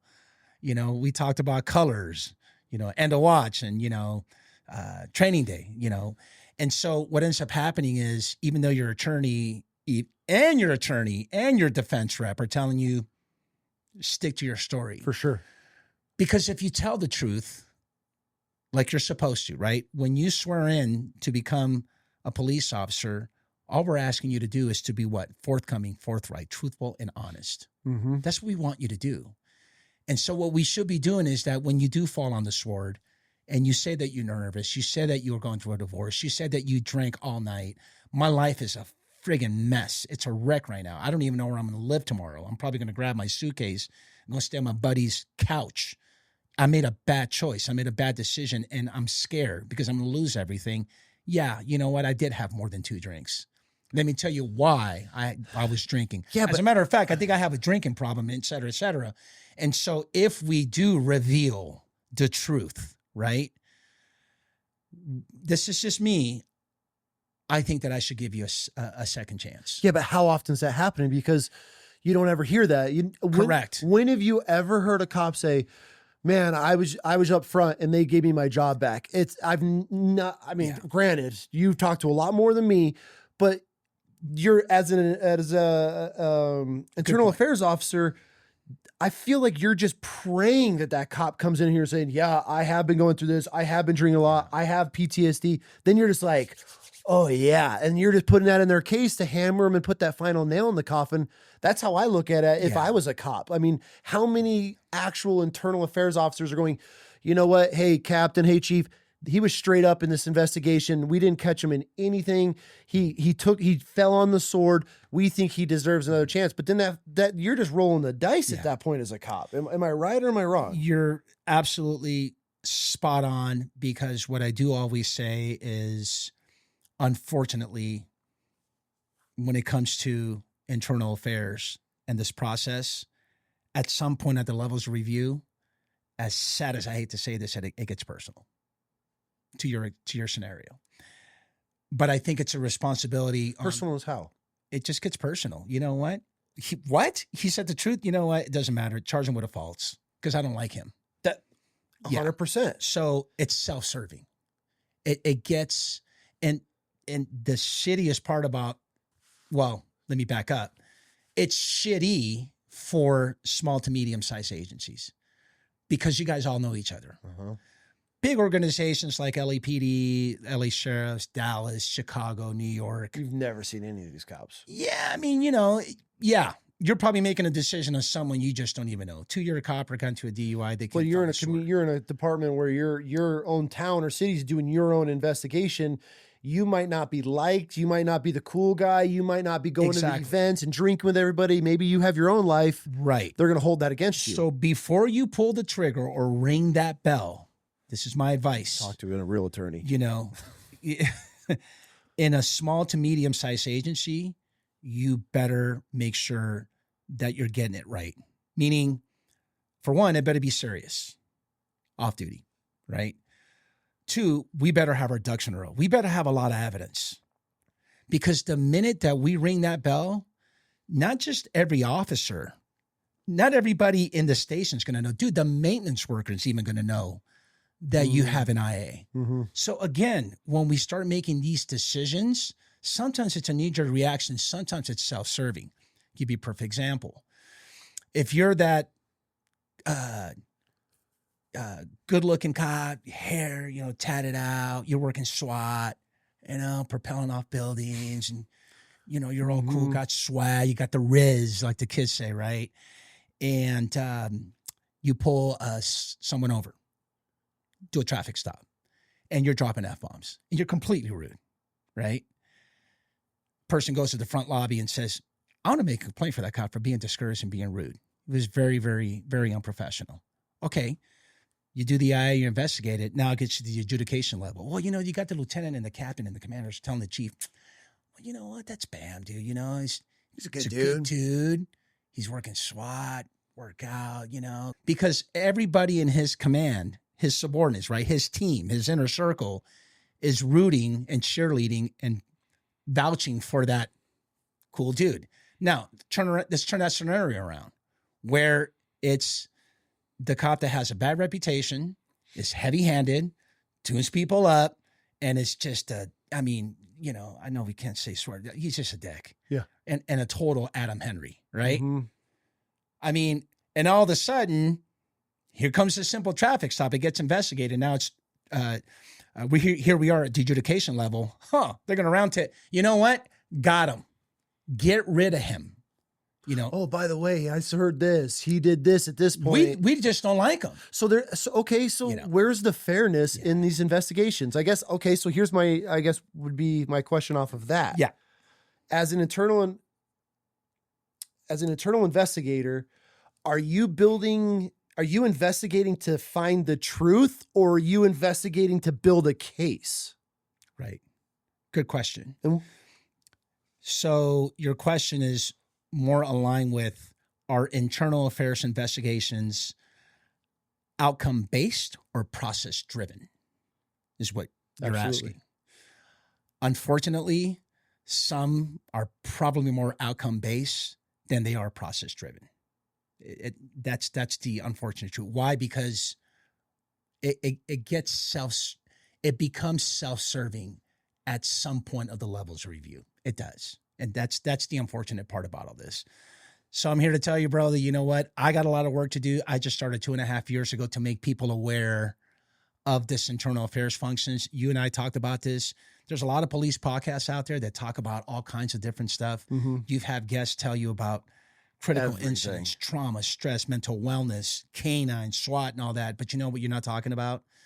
You're not talking about this. And I think that more conversations that we have, hopefully there's a chief out there or a young lieutenant that's going to end up becoming a chief that understands that, you know what, take the human element into consideration, know where you came from. You were wearing those shoes when you worked patrol. But nobody does. That's the problem. Well, I don't necessarily think that way because, again, keep in mind, a lot of agencies, a lot of cops. For sure, but it's also human nature that as you're moving up the ranks, you start doing the things and rubbing the elbows and kissing asses because you're closer to getting promoted. Hey, I'm going to be eligible in the next year or two. So you start losing track of who you were. It's just human nature. You look, I speak on the military side of things. Going back to my boys, like, motherfucker, you remember? Yeah. I remember, those conversations, but you do what you have to do to get promoted. You do what you have to do to be seen, be the guy that you're going to be not overlooked this next promotion. Yeah.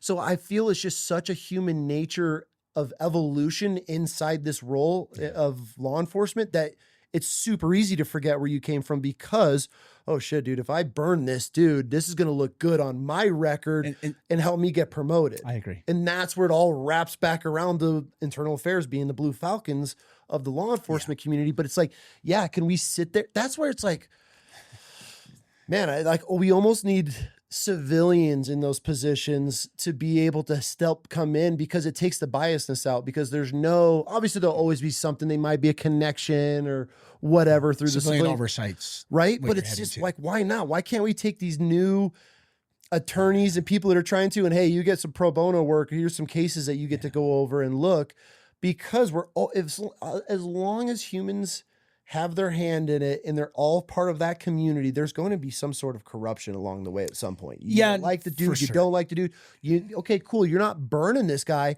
but you're hooking him up and you're burying this DUI. You're burying this public disorder or, misconduct, whatever it may be.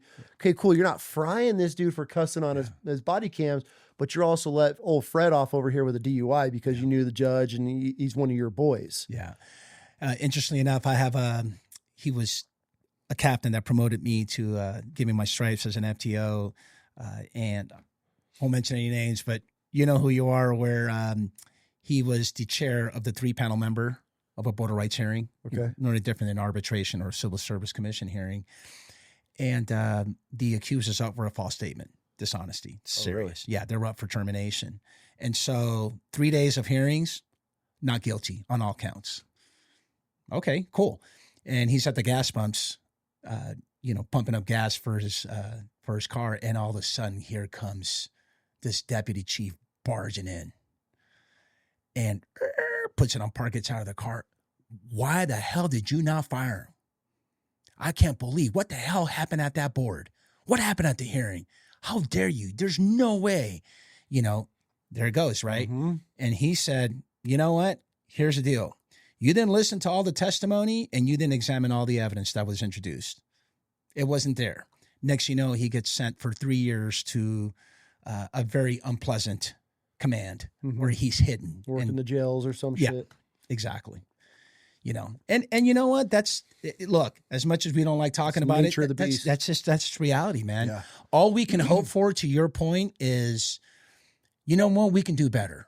If you're going to be a captain, if you're going to end up being a leader, a command staff officer, an accountability, you know what? Do right, but not just the accused. Do right by the process. Oh, for sure. I think that's what we forget. I always use the example, and listen, hypocrisy in law enforcement is at an ultimate high level.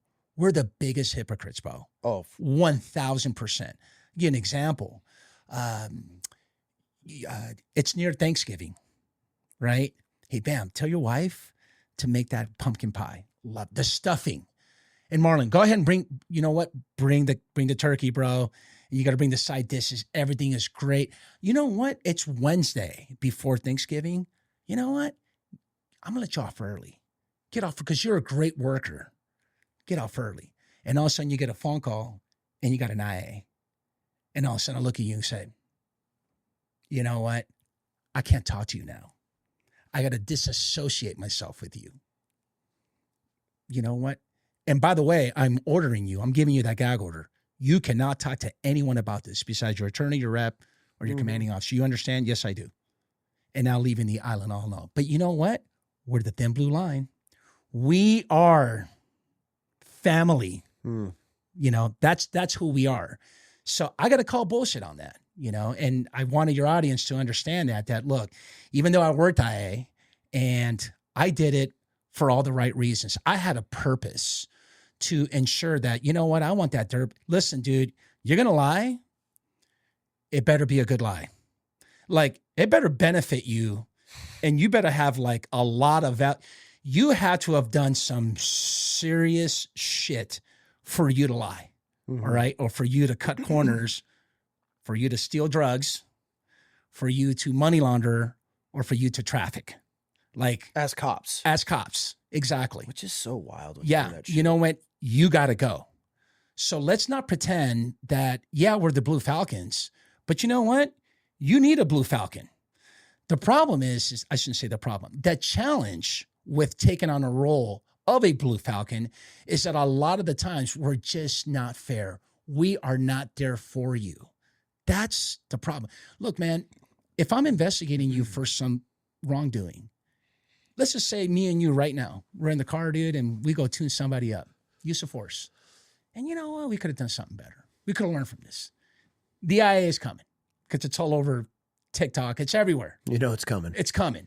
Handcuff suspect, dude, we tune them up. You know what? I know I'm getting, we're going to take days. We're going to take days at the beach is what they call it, right? We're going to take suspension, bro. But bro, do I have to wait 2 years? And yet you ordered me that I can't talk to my family about it? I'm isolated, my reputation. No one wants to talk to me. As a matter of fact, when I walk in the station, everybody just makes a quick right. They don't even want to say hi anymore, right? And so that's where I think we go wrong, you know. And as an IA investigator, I shouldn't have to treat you that way. Don't forget where you came from. What I should be doing is saying, you know what, Bam? Hey, man, look, I understand you're going through some hard times right now. Here's the deal. I'm going to schedule the interview in 2 weeks. On such and such date, we're going to get it done at 10 a.m. Why isn't this happening? You know, it is, but we're just not doing it we're not doing it enough. Okay. You know, it happens. So I don't want to paint that it's happening everywhere. But what I'm suggesting is that it is common. I totally agree because we're all afraid, you know, the culture, we created a culture where, again, you know, and I can't talk to you. I can't say anything. What I'm saying is that, you know what, Bam? Hey, man, in 2 weeks, you're going to have your interview. After the interview, hey, Bam, you know what? I'm going to write it up and send it to my lieutenant, too, so you can check, you know, for grammar, formatting, and all that. Okay, cool. 3 weeks go by. Hey, Bam, you know what? We're going to go present it to the chief in 3 weeks, so stand by. Is there anything you need, right? Hey, Bam, let's go have a cup of coffee or let's go have a beer, bro. But you're just public enemy number one as soon as you have IA after you. So, okay, so here's... When you went to internal affairs, what did you learn that didn't make sense as a street cop? What did I learn? On the inside of internal affairs, looking back, like, I guess my question is... When I look back, I'm like, oh, shit, man, I could have easily... had a lot of IAs. Okay. Yeah, I guess that's my question is like, as you know, once you became an internal affairs officer, were there things that were like, oh, this is why they're doing this, that didn't make sense to the street cop version of you? Yeah, I think I'm going to go back to what I said earlier is I think for the most part it's off duty. I think your off duty behavior is heavily scrutinized. Is that where a lot of cops get in trouble? Is off duty? Yeah. Really? Now, yeah. Oh, yeah. A lot of my cases, see, I've done 30 hearings, and out of the 35 of those were termination cases facing a false statement, and they were found guilty and they were gone. And I want to say out of the 5, I think one was on duty. He lied about going to court, and he should have never lied to the DA. Like, cover for me. It was bad. Really? That's ballsy. Yes. So he has morning court for a criminal case, a DV case, and then he's got afternoon traffic court. Okay. He shows up to the morning court and goes and meets with the DA and says, hey, you know what? I just want to be here and hang out. It's on a Friday. I want to hear and hang out and, you know, we're good. I just want to stay. I just want to give you a heads up. She's like, okay, cool. You know what? Chances are I'm going to go talk to my colleague, defense attorney. Probably we'll plea bargain out and we're good to go. And so come 10 o'clock or something, around 10 or 11 or something like that, she comes back and says, hey, you guys are dismissed. You know, you're good to go. I don't need you anymore. We did a plea bargain. We're good to go. Well, he proceeded to call the afternoon call, and the traffic liaison who picks up, which is a sworn officer that does all the scheduling and the checking in, the checking out. He says, well, can you show me at criminal course to be continued? You know, till further, you know, room 270 or something like that. So she jots it down. And then he proceeds to call the district attorney, and without, you know, verbatim, it was something along the lines, and I'm paraphrasing here, where he asked her to cover for him. Like, hey, this is what I did. This is my phone call. I was wondering if you're okay. Excuse me? What? Wait. You caught me on guard. You're asking me to cover for you? And then he hangs up. He got startled and hang out, gets nervous and hangs up. She writes it all up, round tables it with the bosses. It ends up at the Brady alert unit in the DA's office. And then next thing you know, they get a hold of the chief. They send a letter, reference letters to the chief. And yeah, he ends up getting terminated for that. So besides that, it's been off-duty behavior. Look, if you're going to, again, if it's on duty, you should be. I'm not saying that they are, but you should be.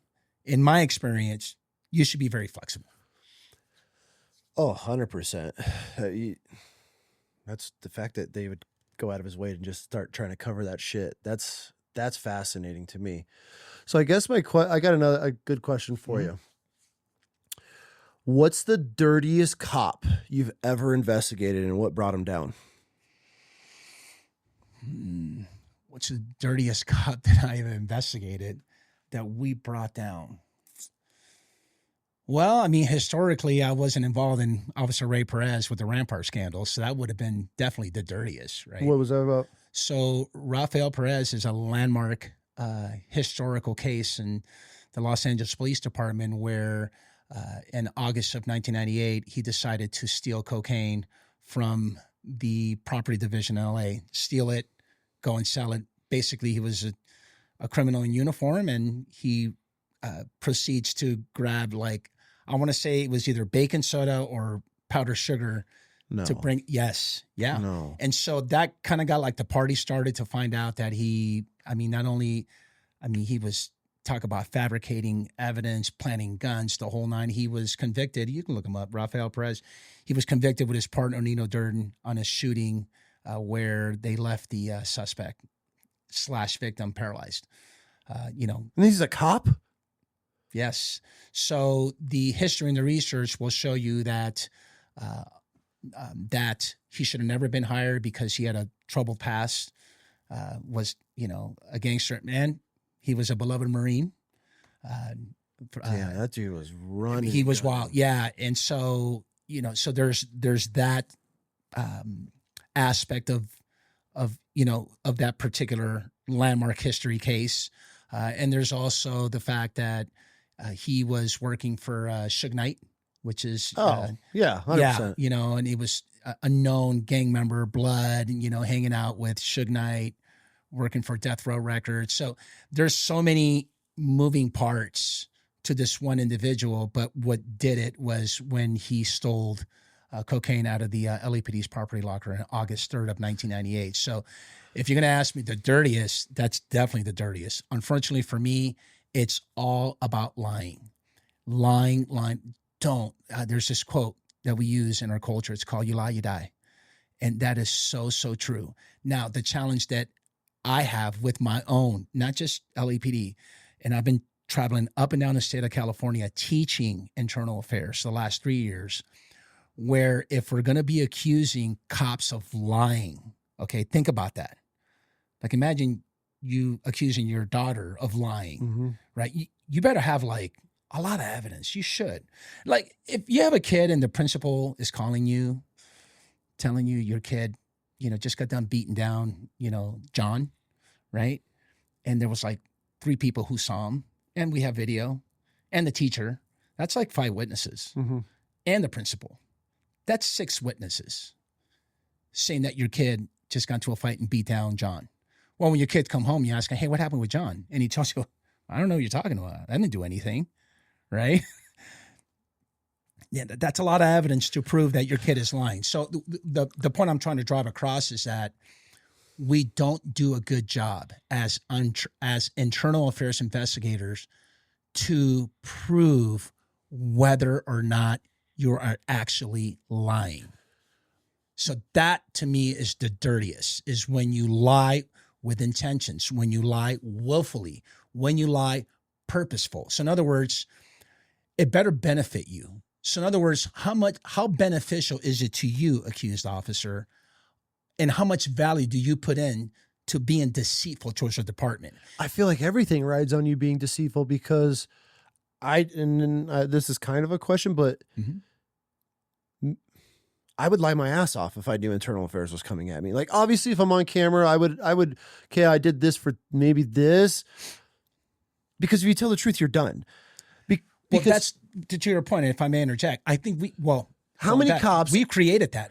100%. We created that culture. Because internal affairs, okay, I guess this is a question. Yeah.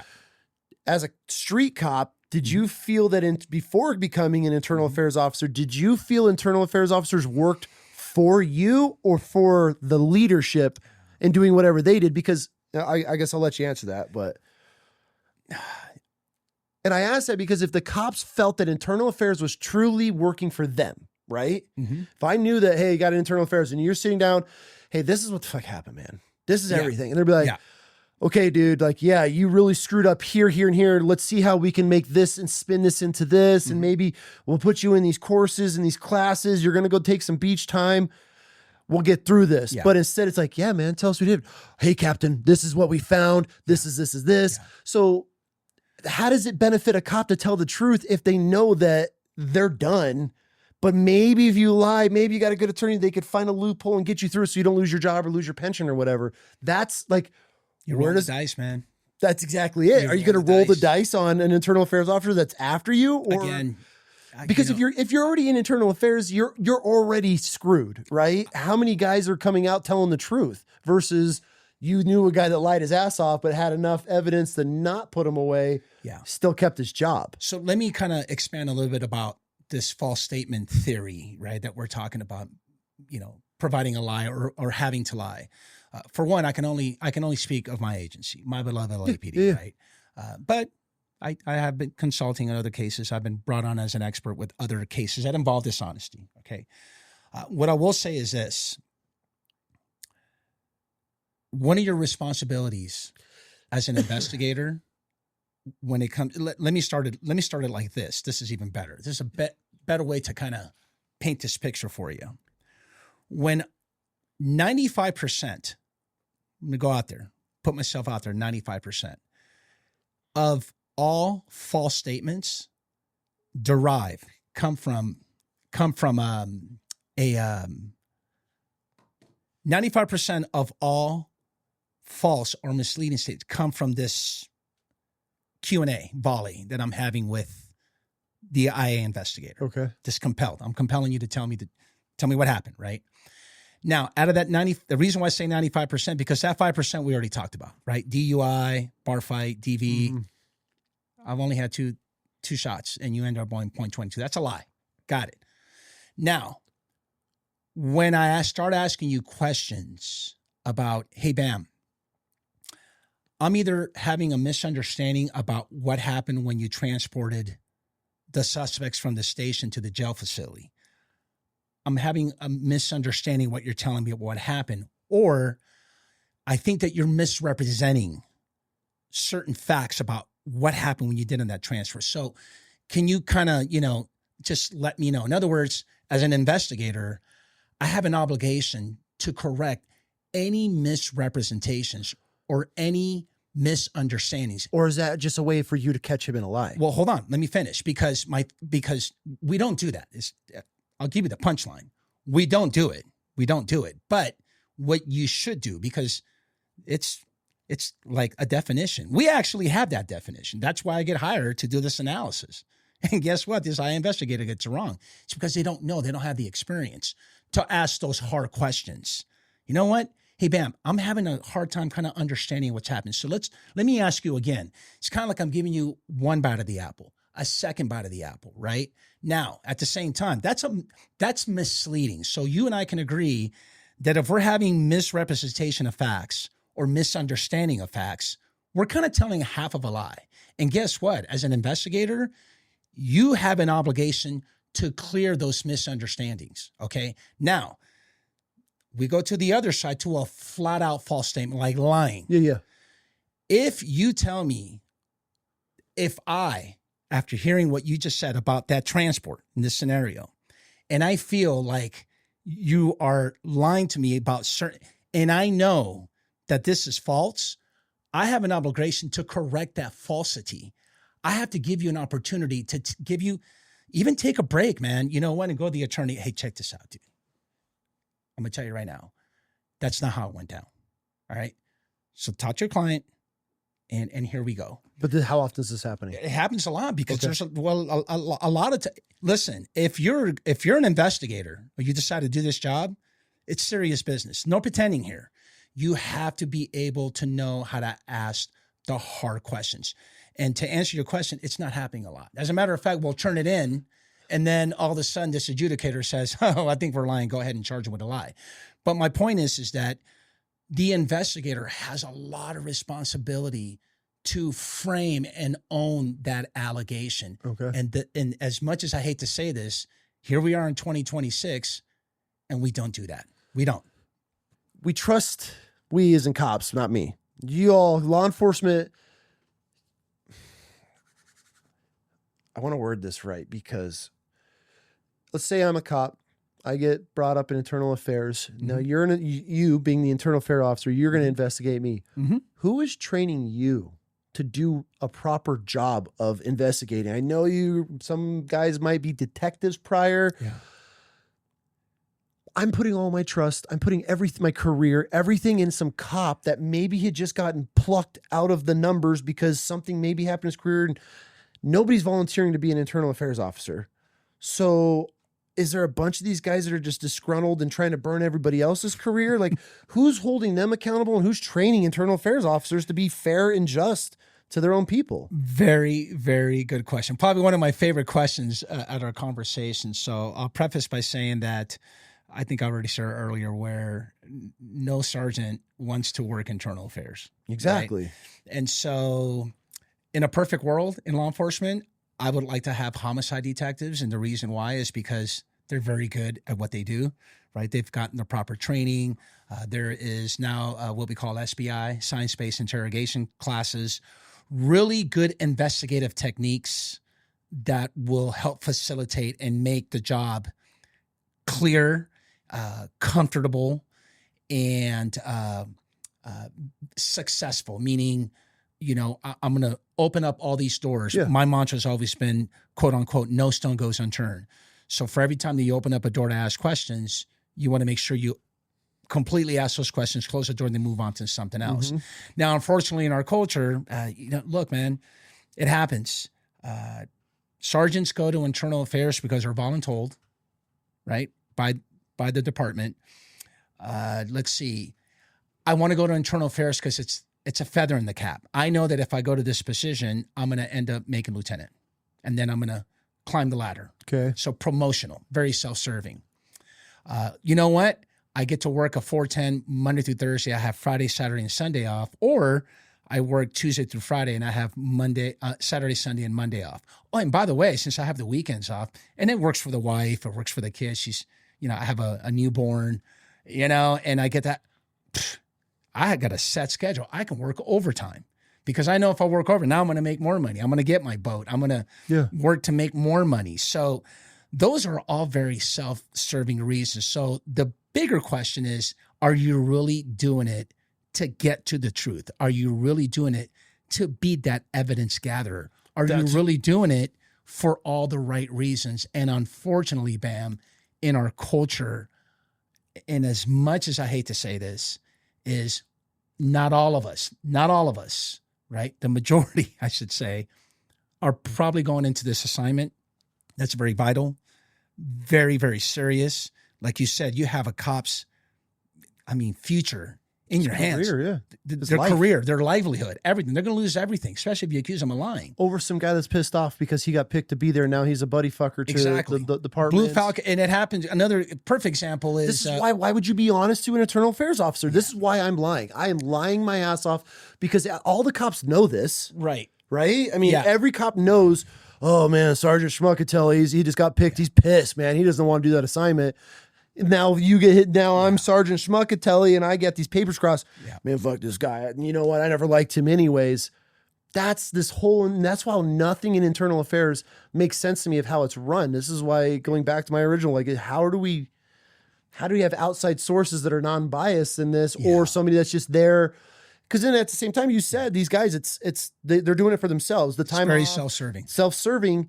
Now, if I'm an internal affairs officer, if I can bust this dude and open up this case, it's a feather in a cap. That's going to look good for me for promotion. Yes. So now they're headhunting these beat cops, right? Yes. Like that's where right. So one of the things, and again, it's not just the investigator, that sergeant. We're all in this together, bro. We're all to blame. We're all held accountable, and this is what I mean by that. When you do an internal affairs investigation, and this is very, very important for everybody to know, not just officers, sergeants, or even if you don't work the assignment, for the B cop, the street cop, is when you're in your compelled interview and it's being recorded and it's transcribed, you're either going to get the audio, right? You have your own, you have the right to have your own interview to be recorded, right? When the adjudicator, now it's out of your hands, you've turned it in, right? You turned it in. Now it's up to the adjudicator to make a decision here. Got to make a decision. Sustain, it happened. Unfounded, didn't happen, or not sustained. Okay. Whatever you want to use as a classification. Well, what I should be doing as an adjudicator is, look, I got this summary that you wrote up. Bam, right? You're the investigator. And I got these paraphrase statements. Now, you and I can agree that these paraphrase statements gives you a story and it guides the adjudicator to make them believe, right? The adjudicator that, oh shit, fucking Bam's guilty here. This happened. But what you won't do as an adjudicator, as a leader, as a manager, is you won't listen to all the audio or you won't grab the transcripts and read it page by page, word by word, and compare that to the paraphrase statement. It can tell you a whole different story. And I'm here to tell you, dude, if there's one thing I learned in law school is words have meanings. They do. For sure. And I'm here to tell you that we don't spend time as adjudicators to do that and do right by your officers. So it's not just the investigator being unexperienced. You can come in and do it for all the self-serving reasons, but you know what? I'm going to be on your ass for you turning this in. As a matter of fact, after that, you know what? You said here never. You said that he never pushed the button to go at scene. You know what? I just got done looking at the transcripts. Number one, he didn't say never. He said that the last 2 days that he didn't push the button because when he did the day before, there was a malfunction. And you put never. Big difference, different story. And so I don't think that adjudicators are calling them out on their work product. So again, it goes to what? Transparency. It goes to what? Accountability. And unfortunately, and again, I know we're putting this in a pile or in a pool of a lot of agencies do that, but you know what? There is a lot of agencies that actually do better checks and balances. Now, to your point about outsourcing, I agree. If you are a medium to small size agency and you have an internal complaint, right? Hey, I'm being sexually harassed. I'm being discriminated. It's a hostile working environment. The chief's after me. I got hey, dude, this Blue Falcon blew the whistle on me. He rang the bell. Him and I had that detective spot. We both interviewed for it. I got it. And then the very next day, he rats you out. He rats you out and he uses IA as a weapon. You know, those type, outsource it. Don't keep it in-house. How often does that happen? It's been happening a lot in California. Oh, okay. There's a lot of outsourcing. That's good. Yeah. As a matter of fact, I signed a contract. One of those people that I'm one of those. Not only did I stop teaching, and now I'm that IA guy that's being outsourced to investigate because of internal matters. You're better off outsourcing. So if you're a medium to small size agencies, outsource it because it's going to be way more reasonable, way more fair, equitable, and you're not going to have those biases. Interesting. You know, no any different than you and I. Let's go right now. Had you and I, when you pick me up in the airport, we go to, is this Boise PD? Yeah. We're Meridian here. Meridian. But Boise, yeah, same shit. Let's go to Meridian. If we were to walk in a station right now to the front lobby and make a complaint against that officer that pulled us over, he was a total Adam Henry, right? Pulled the sunglasses, you know, dropped a couple of F-bombs, got us out of the car, patted us down, and we're like, dude, what are you doing, right?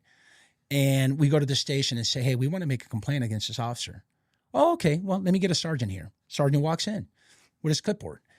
Hey, Mr. Marshall. Hey, Mr. Marrache. What are your concerns? How can I help you? Well, your officers were being an Adam Henry and a total dick when they pulled us over. Okay, well, you know what? We have this resolution program, right, where we can have bygones be bygones and we can mediate and actually take care of it now if you're interested in resolving this conflict. What is that going to solve? Well, I'd be like, okay, that's cool. I don't mind having a mediator. Well, who's going to do it? Another cop. Yeah, I'm going to do it. So me and you're going to be, time out. Hold on a second. How do I know that you are going to be fair and impartial. It's your boy. I don't know. Well, I don't know what kind of relationship you Thin have blue with him. line, right? That's how I'm looking at it as a civilian. Thin blue line. Or you're looking at it what? Hold on a second. Do you like him or do you not like him? Mm-hmm. Right? Is he one of the boys or is he that one that we don't like at all? Even if you don't like a cop and say you're a cop in your department, you don't like that cop. I mean, how many times are you going to side with a civilian? I feel like that's just the brotherhood of being a cop. You immediately look at the civilians like they're lying. We launched a mediation program in 2014 where we had 100 referrals, and out of the 100, we had a 30% rate of success where we actually, I was the broker. I brokered that deal. I would call the civilian and said, ma'am, sir, you know what, Mr. Johnson, I understand you got pulled over by these LAPD cops. Look, we have this resolution program where we have a neutral mediator provided by the city attorney's office who's going to hear your side of the story, and the cop will be there. As a matter of fact, would you like the cop? And we tell the cops, don't show up in uniform. Just show up. However, it's got to be voluntary. Mm-hmm. In other words, you're going to want to resolve that, and you're going to want to resolve that. What I'm saying is that if they had a program here in Marion and Boise, and here comes a sergeant saying, well, I'm going to be the mediator. No. You know what? I'm good. No, I want to do a full-blown IA complaint because I don't know how fair and how impartial you're going to be because I don't know if you guys are boys, to your point. I don't know if you don't like – what if you don't like the guy? Then you're really going to hammer him. Mm-hmm. For what? For him dropping a couple of F-bombs because what? He didn't have coffee in the morning. His wife is, getting ready to go into labor, and he hasn't slept in like 5 days because he's worked like 16-hour shifts for the last 2 weeks. I got a question. Yeah. All the years on the road as a cop, over 24 years, internal investigations. How often are cops getting caught taking money, drugs, things from scenes or off of civilians? None in my career. Really? No.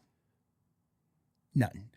We had a case where we presented, it was in... I'm shocked. Yeah? I was expecting like, oh man, I was ready for a response. No, cops never got caught? No. Well, I mean, I'm not going to sit here and tell you that didn't happen. You just didn't get caught, right? Valid.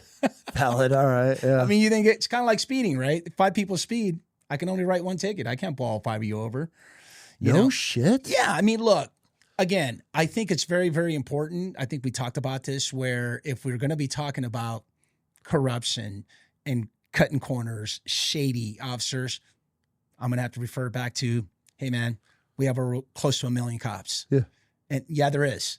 I mean, the short answer is yes, but someone don't get caught. I'm surprised you never had that. No. I mean, look, my friends will make fun of me that, out of my 24 years, I'd spent probably 10, maybe a little close to half of my career in the streets. The other was just a whole bunch of admin jobs. Yeah. I'm that admin guy. Let it be known in the record that I'm that guy. Okay. Mm-hmm. But you know what? Marlon's fair. To your point, when I went to internal affairs, something you asked me earlier, it's so big, but even my classmates, I never really had someone say, oh, I did have a case where there is that divide. Like, fuck that, you're a rat. I'm not going to tell you the truth, to your point. But for the most part, it's happening. It's happening right now. For sure. What you just asked, it's happening right now. Well, yeah, it's crazy. we just haven't caught the guy. Because I had, I don't know if you listened to Robert Gillis's episode. He's a LA sheriff, mm-hmm. Been in a bunch of officer involved crazy shit magnet. He's got a book actually. Yeah. He lives here now. He was telling me some stories of these cops, gangbangers by day, caught by night, and like snatching shit off of people. That's why I'm actually kind of surprised that you never ran into that. 80s and 90s for sure, right? I told you about the Rampart scandal. Yeah. The Rampart scandal is a very well-known historical incident, scandalous behavior on behalf of not the whole unit, behalf of a couple of cops that ruined it for everybody else. But if we're going to go talk about, hey, do we have to? Yeah, absolutely. 100%. Hey man, that Memphis PD that happened a couple of years ago. You remember the Memphis PD cops that pulled that guy over in that surveillance video? They just he was handcuffed. Oh, they beat the shit out of him. Yeah. They beat the brakes off that dude. Right. Because of that camera, the cops were dressed with like hoodies. And it happens to be that it was one of the cops' girlfriend that was dating that guy, and they just I mean, they tuned this dude up, right? Is that happening today? Yeah. Of course. We just haven't caught him, you know? Valid. So this is what and so we think ourselves, do we need IA? And some of my guests have said, and I agree, IA is the necessary evil. You got to have them. Whether you want to investigate in-house or you want to outsource it, has to happen. You got to have Who polices the police? Exactly. We do. Sir Robert Peel, right? The community is the police and the police is the community.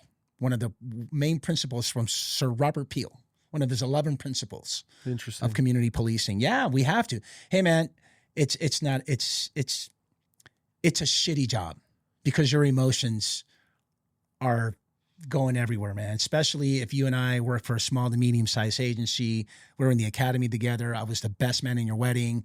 I promote to sergeant. You still a street cop. And here comes this complaint. And I know you. Bam. I'm like, come on, man. Mm-hmm. You know, what? Rape? Sexual molestation? No way. No way. And then what's also important to know is, and you touched on it, which is important to flush out is, are we there to protect cops? And no, I do ask that question to some of my guests. Hey, do you think the job of an internal affairs investigator is to protect cops? Absolutely not. It's to protect the system. It's to protect the process.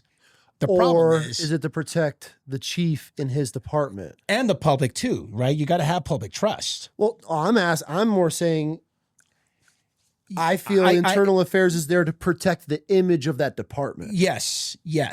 We go about it the wrong way. I'm in total agreement with you, but what we don't want, and I thought to myself when I went to IA, these are all fucking bullshit complaints, right? 97% are, there's no way, but you can't say that you're there to protect the chief or to protect the cop, either or, because your next case is what? Hey man, I got this sex trafficking case.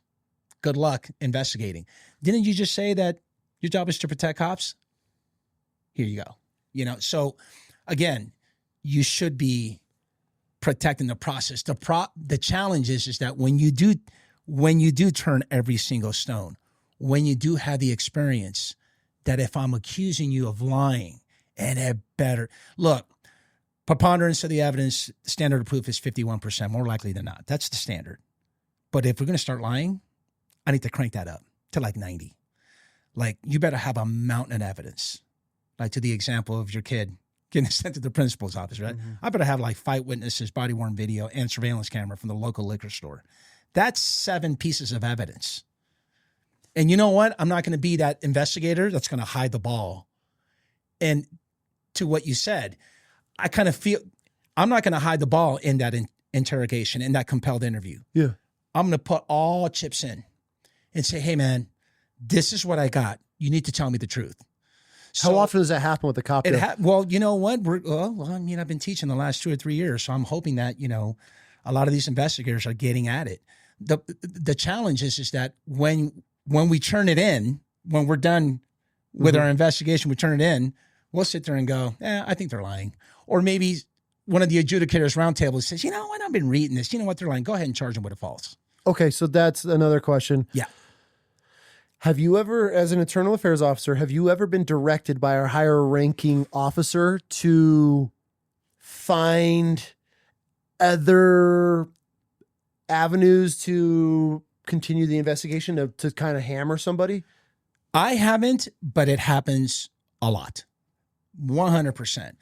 Now, what you got to remember is when I worked internal affairs, I did investigate some bias policing type of investigations, but my main job, my main duty, my primary responsibility was to act like a prosecuting attorney and prosecute cops. So my job was like to present at a trial. Yeah. So I got the finished product, but I can read between the lines. Yeah. And again, as much as I hate to say this, a lot of these investigations are half-baked, man. I call them half-baked investigations. They're not good quality as a private investigator, as an internal affairs officer, you're seeing this document, you're seeing everything that this doesn't make sense. Can you not just go, hey, this doesn't add up?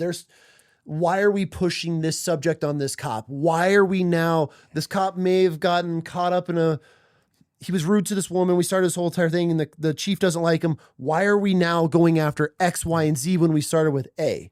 Can you not, as an internal or an internal investigator, no, that we're off track now. Now we're digging in the weeds, or is it once that door's open, it's your job to just start grabbing everything you can to bury this officer? Yeah, very good question. Hey, man, I'm just a soldier with marching orders. I'm just a sergeant, man. You know, and this is why nobody trusts you guys. Well, I don't think it's so much their trust on the sergeant. It's the fact that even if you were an adjudicator, you know what, your career is on the line. Show your integrity. It's going to cost you a promotion. It might cost you a bitch. Oh, you're talking if you stand up as a internal affairs. If I'm an internal investigator and you give me orders like, hey, I need you to find something, or look into this. You know what? If you have that integrity and you really truly believe in the process, and you're there to do the right thing, it's going to cost you. It might cost you to work grays for the rest of your career. Okay, so you're saying that you're almost forced to have to do whatever the higher ups are telling you to do, because if you don't, now you. So okay, yeah, all right. Does it happen often?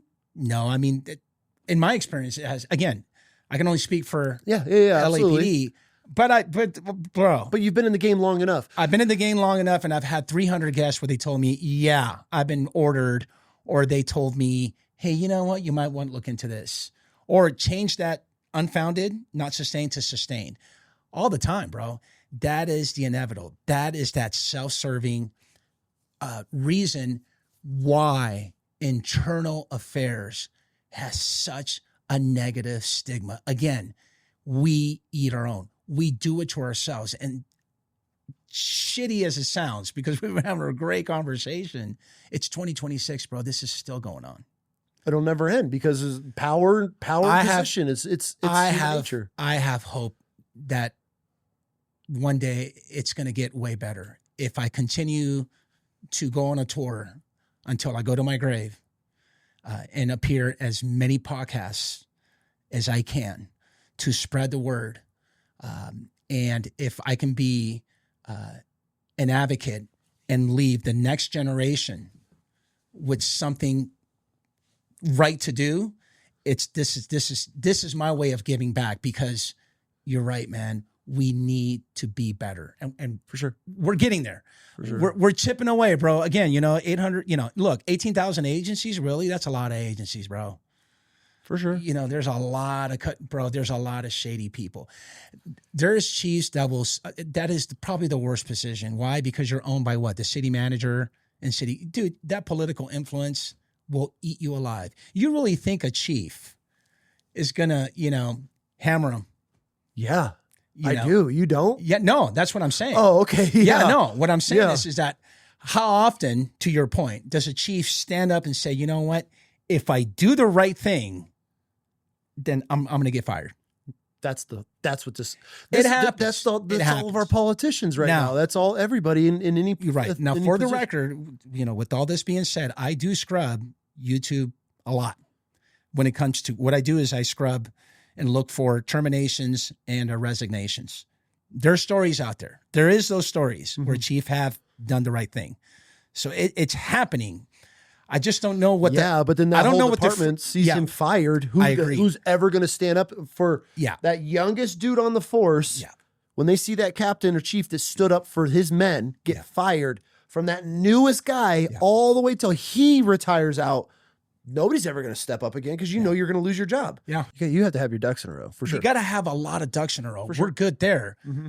But at the adjudication level, I'm out, man. I'm out of the game. Now, if you want to make some self-serving decisions on your part, you're on your own. But if you're going to ask me to join you in that self-serving decision, you do the right thing. And if it's going to cost you a promotion, if it's going to cost you a bitch assignment, then guess what, man? So be it. Okay, here's a question for you. If I'm a cop, I'm going through you're my internal affairs officer. Okay. I truly feel you got it wrong. Who holds you, the internal investigators, who holds you guys accountable? How do I fight that as a cop, or how do I even bring it up? Or is it once the internal investigator makes his decision. Is that it? Or can these cops so let me walk you through the process. So when you get served in the state of California, they call it a Skelly hearing, like a Skelly response. Basically, you are being served with disciplinary action. And here's everything that we used as evidence, right? The report. Here you go. You have choices. You can appeal it. You have due process, right? You can appeal it in writing, or you can opt to have an arbitration hearing, depending on the union agreement with the city, right? Where I come into picture is when you get fired. Okay. When you get fired and that accused employee, that accused cop is going, no way. They got it wrong. They got it completely 100%. They got it wrong. Arbitration. So you have arbitration and civil service commission hearings. Okay. It's part of your union agreement with the city. Some of those agreements are binding, meaning that the arbitrator decision is it and it's final, right? And some are non-binding. Now, when you go to this hearing and they agree with the chief saying, you know what, sorry, you got it wrong. You're still fired. Have a nice day. You can go what they call the writ of mandate, which is a writ to the courts, an appeal, your second due process. Okay. Where you can say, not only did the chief get it wrong, but the arbitrator got it wrong as well. And here it is. How many guys like you are out there, though? Well, I'm the only one doing expertise work for internal affairs. So if I'm a cop, get fired, I found guilty, I think the internal affairs got it wrong. There's holes in your investigation, give me a call. You're the only one? I'm the only one in the state of California that I know of thus far. See, that's what I'm saying, though. Who protects these cops? You. So who's investigating the internal affairs? Right. Well, that's part of besides you. Yeah, you with me. Well, I'm talking now. You retired. Now, so. Yeah. You know what? To put faith and trust in the system, you got to have checks and balances. You should. Absolutely. You should. We don't. We're too caught up with, service calls, community trust, meetings. This is why it needs to be outsourced. Outsource it. Internal affairs needs to be outsourced. Well, interestingly enough, I had a case where, again, of course we can talk about it because he came on, Sergio, I love you. And he's like such a great kid that got fired on a dishonesty allegation, sees my stuff on social media, gets a hold of me, DMs me on Instagram, says, hey man, this is what he said. He goes, you know what? I've been relieved from duty and I'm waiting for my arbitration hearing.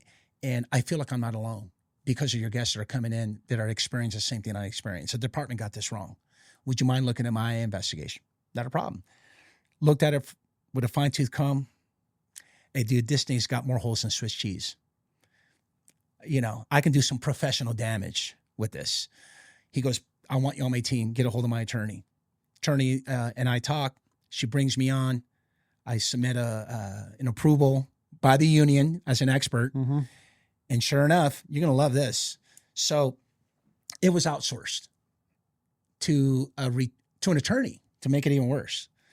So this is what in the compelled interview with Sergio, this is what the attorney says right when he starts the recording. He says, hi, my name is, so-and-so, and I want you guys to know that I've been hired by the city, right?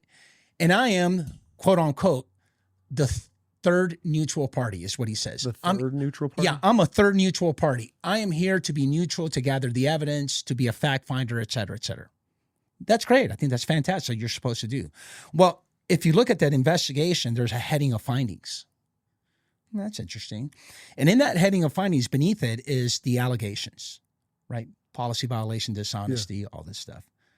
That's part of your job is to frame these allegations. You own it. But then he makes them sustain. So then I ask myself, sustain, well, that's the adjudications level. That's like their job. They haven't even got there yet, right? That's not your job. Your job is to investigate. So hold on a second. You're wearing two hats. Are you investigating and adjudicating? And by the way, you said that you are a third neutral party. Well, how neutral are you? Well, how neutral can you be when you've already made a predetermined outcome on behalf of the chief of police? Because we can all agree that the ultimate decision maker on every single internal affairs complaint investigation is the chief of police. He is the ultimate decision maker. And here you are saying it's sustained. That's an overreach. That's not your job. So what happened with this guy? Happens. So what ends up happening is I got hired. I point that out. Then we talk about dishonesty. Again, accused him of being dishonest, which was a far-fetched theory. As a matter of fact, what he wrote there is that Sergio had the desire to pad his corporal application and compare that to the statement that he gave to Homeland Security. And the reason why he was inaccurate in two different informations of the same thing about his job description, where he owned a towing company with his brother and his dad. Mm-hmm. I felt that he had a desire to lie because he wanted to pad the application. Well, what you didn't tell the adjudicator or the boss is that, well, he applied for that job a year before and he turned in the same application. 1, 2, well, he wasn't the only one. I mean, if we're going to do audits on what he wrote on his application, guess what? There was 11 other people, 11 other candidates who also applied for that job. It's problem number 2. And in that compelled interview, that Q&A volley that you were having with Sergio, you never once accused him of lying. As a matter of fact, he didn't even find out that he had a dishonesty allegation until he got served at the 364th day, about a year, because that's just the statute. Mm-hmm. You see where I'm going? So I went to this hearing, and you're going to love this part. It's me, the defense attorney, and Sergio. I show up at 6 p.m. in front of city council with the chambers and all that, and I look over to my right, and I see the city attorney, the city manager, and the chief in his Class A's having dinner with the hand-selected 5 panel members that the city attorney selected. And I walk in, I'm thinking to myself, bro, if this is not kangaroo and this is not colluding, I don't know what it is. You know what I'm saying? How fair is this going to be? So, I go there and I start testifying. I'm the only witness to the defense. I'm giving my testimony. She's asking me on direct, questions, blah, blah, blah, this and that. They're all writing notes. I'm telling them, hey, I'm LAPD. We have a definition of a false statement. We have a definition of a misleading statement. I told them, hey, I kind of found it very strange to know that you're going to say you're a third neutral party.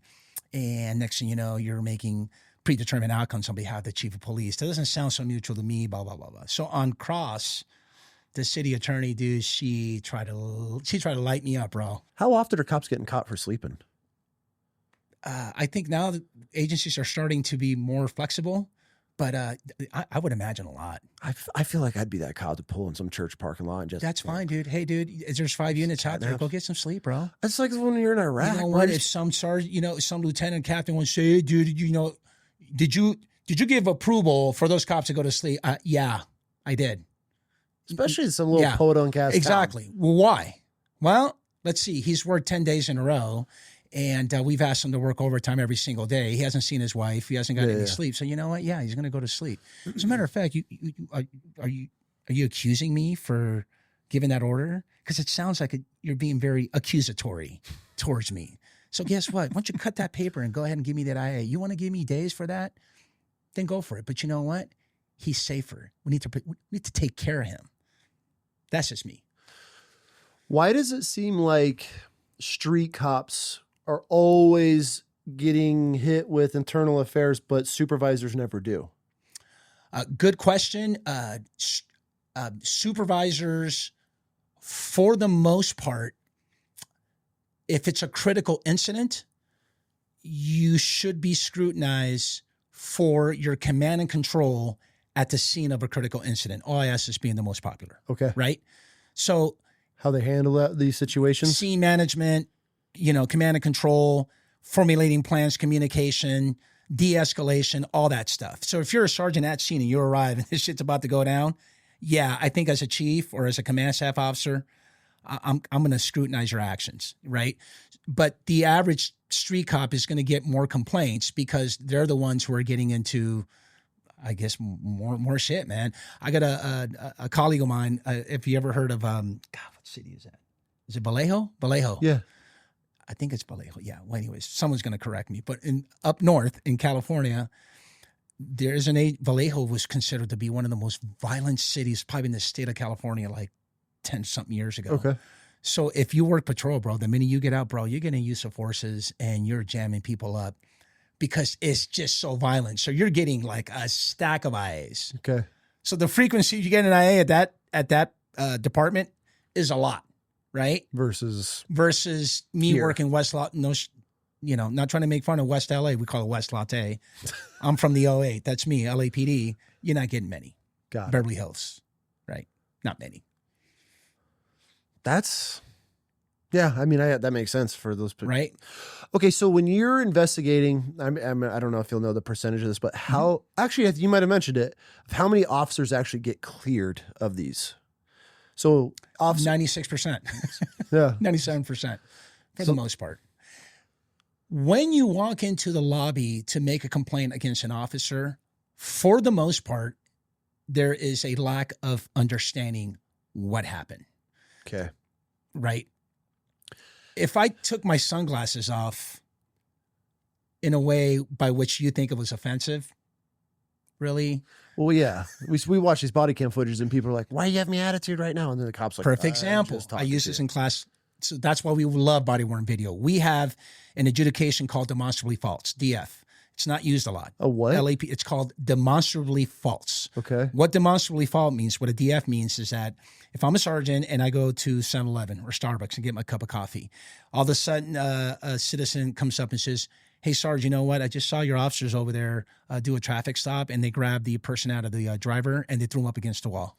"Oh, okay, Mr. Johnson, thanks for, telling me all that. You know what? Let me get your information and give me about 48 hours to do some preliminary inquiries and investigation. I'll get back to you." So I go back to the station, I review body-worn video. It never happened. That's demonstrably false. So guess what? I'll call Mr. Johnson and say, "Mr. Johnson, you know what? You mind coming to the station?" He comes in and say, "You know what? You can come with me into the conference room. And I have the body-worn video that you allege that my officers beat this guy up, threw him against the wall, and took him out of the car." You know what Mr. Johnson's going to do? Probably moonwalking and walk away. Can you arrest somebody for that? Very good Or question. cite So them in for the that? city of Los Angeles, we used to be able to effect an arrest on bogus complaints, fraudulent complaints. I feel like that should be. Yeah, but we got rid of that, and those are all the politics that comes with Yeah, because what if some making- woman just wants to claim that this cop groped I her agree. at a stoplight? Oh, or totally. At a traffic stop. 100%. And now this dude's fighting for his life. And I think the lawmakers and the powers to be, when they roundtable this particular topic, if you do make laws and market and promote that, hey, like when you walk in the lobby, it says right here that under perjury, you're telling the truth, nothing but the truth. And, for this to be accurate, if it's found to be untrue or fabricated or whatever the language is, then you can be subject to a civil fine or a misdemeanor, right? If you do that, it kind of discourages the public and the community for coming forward with police. Okay. I guess. You see what I'm saying? And look, I don't talk politics, Yeah. and I did tell you that I think at one point we were labeled agents of racial genocide, cop killers, pigs, ACAB. You just learned that, right? Yeah. All cops are bitches. I mean, the majority. I'm kidding. I'm kidding. Is this a group I could join? Can I run that organization? Yeah. I got experience. I want them to sponsor this show. Shit. How hilarious. So what happens is that when you have, I don't know, maybe these real people who are not very pro-police, right? They feel that if you make a law like this, it's going to dissuade and discourage the public for making complaints. Because I think that's absolutely retarded. There's no way. Yeah. But, well, it'd be interesting. I'm gonna do some research on that because I would I'm gonna go out and give a say, shit. you know what? I'm gonna go out and say, I'm gonna put myself out there. I'm just speculating, making some assumptions here, but my thinking is, bro, it's got to be less than 5% of the agencies across the nation that has such laws. I don't think so. That's scary though. I never even thought of It that is. because It you could is. just get accused of anything as a cop, 100%. and now you're fighting for your life. Yeah, but get this though, because the public is also to be held accountable. 100%. Those 96% complaints that I told you about, 3,000? Yeah. Right? And from 2011, 2015, 3,000 each year. We send a letter. Well, we used to back then. We don't probably do emails now, but we send a letter to the complainant saying, hey, hi, Mr. Johnson, we investigated this and the adjudication has been unfounded, not sustained. It didn't happen. If you would like to speak about it, please give me a call at 213 blah, blah, blah, blah. You know how many times someone has actually called Never. to speak about your complaint? 0. So I'm gonna call bullshit on that too, dude. Look, for as much as you think the cops are out there doing shady shit and they're being rude and disrespectful at traffic stops or whatever, you know what? Now we got body worn video, so you know that's true. I run the Marlon Report on YouTube channel, and I do the crazy Karens. I do the DUIs. You know, I had a DUI where she was in nursing school, and she did DUI. According to her, she thinks she passed the FST. But the minute the cop said, no, you know, I believe that you're impaired, you know, turn around, put your hands around your back and handcuffed her, bro, she turned into Dr. Jekyll, Mr. Hyde, completely F-bomb and was totally rude to the officers and went off, I hope your kids die. Yeah. Like completely, right? And it's all on body-worn video, right? And I think the craziest part about it is that she gets arrested and her car's there. And they're going to impound the car, which is what you're supposed to do. She asks the cop, well, you know what? Would you do me a favor and just call my mom to come pick up my car? What? I'm not going to. You just got done. Mother effing you everything in the book. It's all on body-worn video. So I think body-worn video depicts a lot. Should we be going to court? I think it's a great idea, dude. Man, you can start a movement, bro. Where people are, you know, call their bullshit. Call their BS. I'm going to say that not many agencies, you know, that's don't scary. have. It is. Because think of what a cop's going through. Think about that. Again, it goes to that. When you ring the bell for the most minor accusation to the most serious, it doesn't matter, man. It's the process that sucks. Because you can be that 2-year cop, dude, and you're doing good. I mean, you just got done arresting a fucking murder suspect. Or that 211, that robbery, dude, that robbery suspect that's been hitting all these Walmarts and these banks. You caught that guy, right? You work a specialized unit. But all of a sudden, someone comes in the front lobby and makes a complaint against you for that traffic stop where you were rude and discourteous. Bro, you're crushing the soul. It's like a balloon and you're just popping their entire emotions. Because you want to be a Karen and just go in and, you know, it just sucks. So again, we have a lot of work to do and we can do better. And I get where you're coming from. A lot of your guests come in and, you know, we love to point fingers to this function, to IA. We like to throw rocks at a glass house. Oh, absolutely. You know, but I'm here to tell you that if you do get the right person with the right training and the right experience, you could make this function maybe attractive, but you can make it much better. Okay, all your years of internal affairs, did you ever have to investigate one of your friends? I did. I had a classmate who came in and I told my boss, I can't do it. And he was facing 2 false statements. Really? Yeah. He gave me the option. It was my turn to get this case. I walked in I can't do it. How did his outcome? He got fired. Oh, yeah. He lied. Yeah. Yeah. Did Yes, you ever he did. look at the case afterward? And I didn't. I didn't want to have anything to do with it. And here's the greatest part about this. You're going to laugh. So we used to work together in patrol.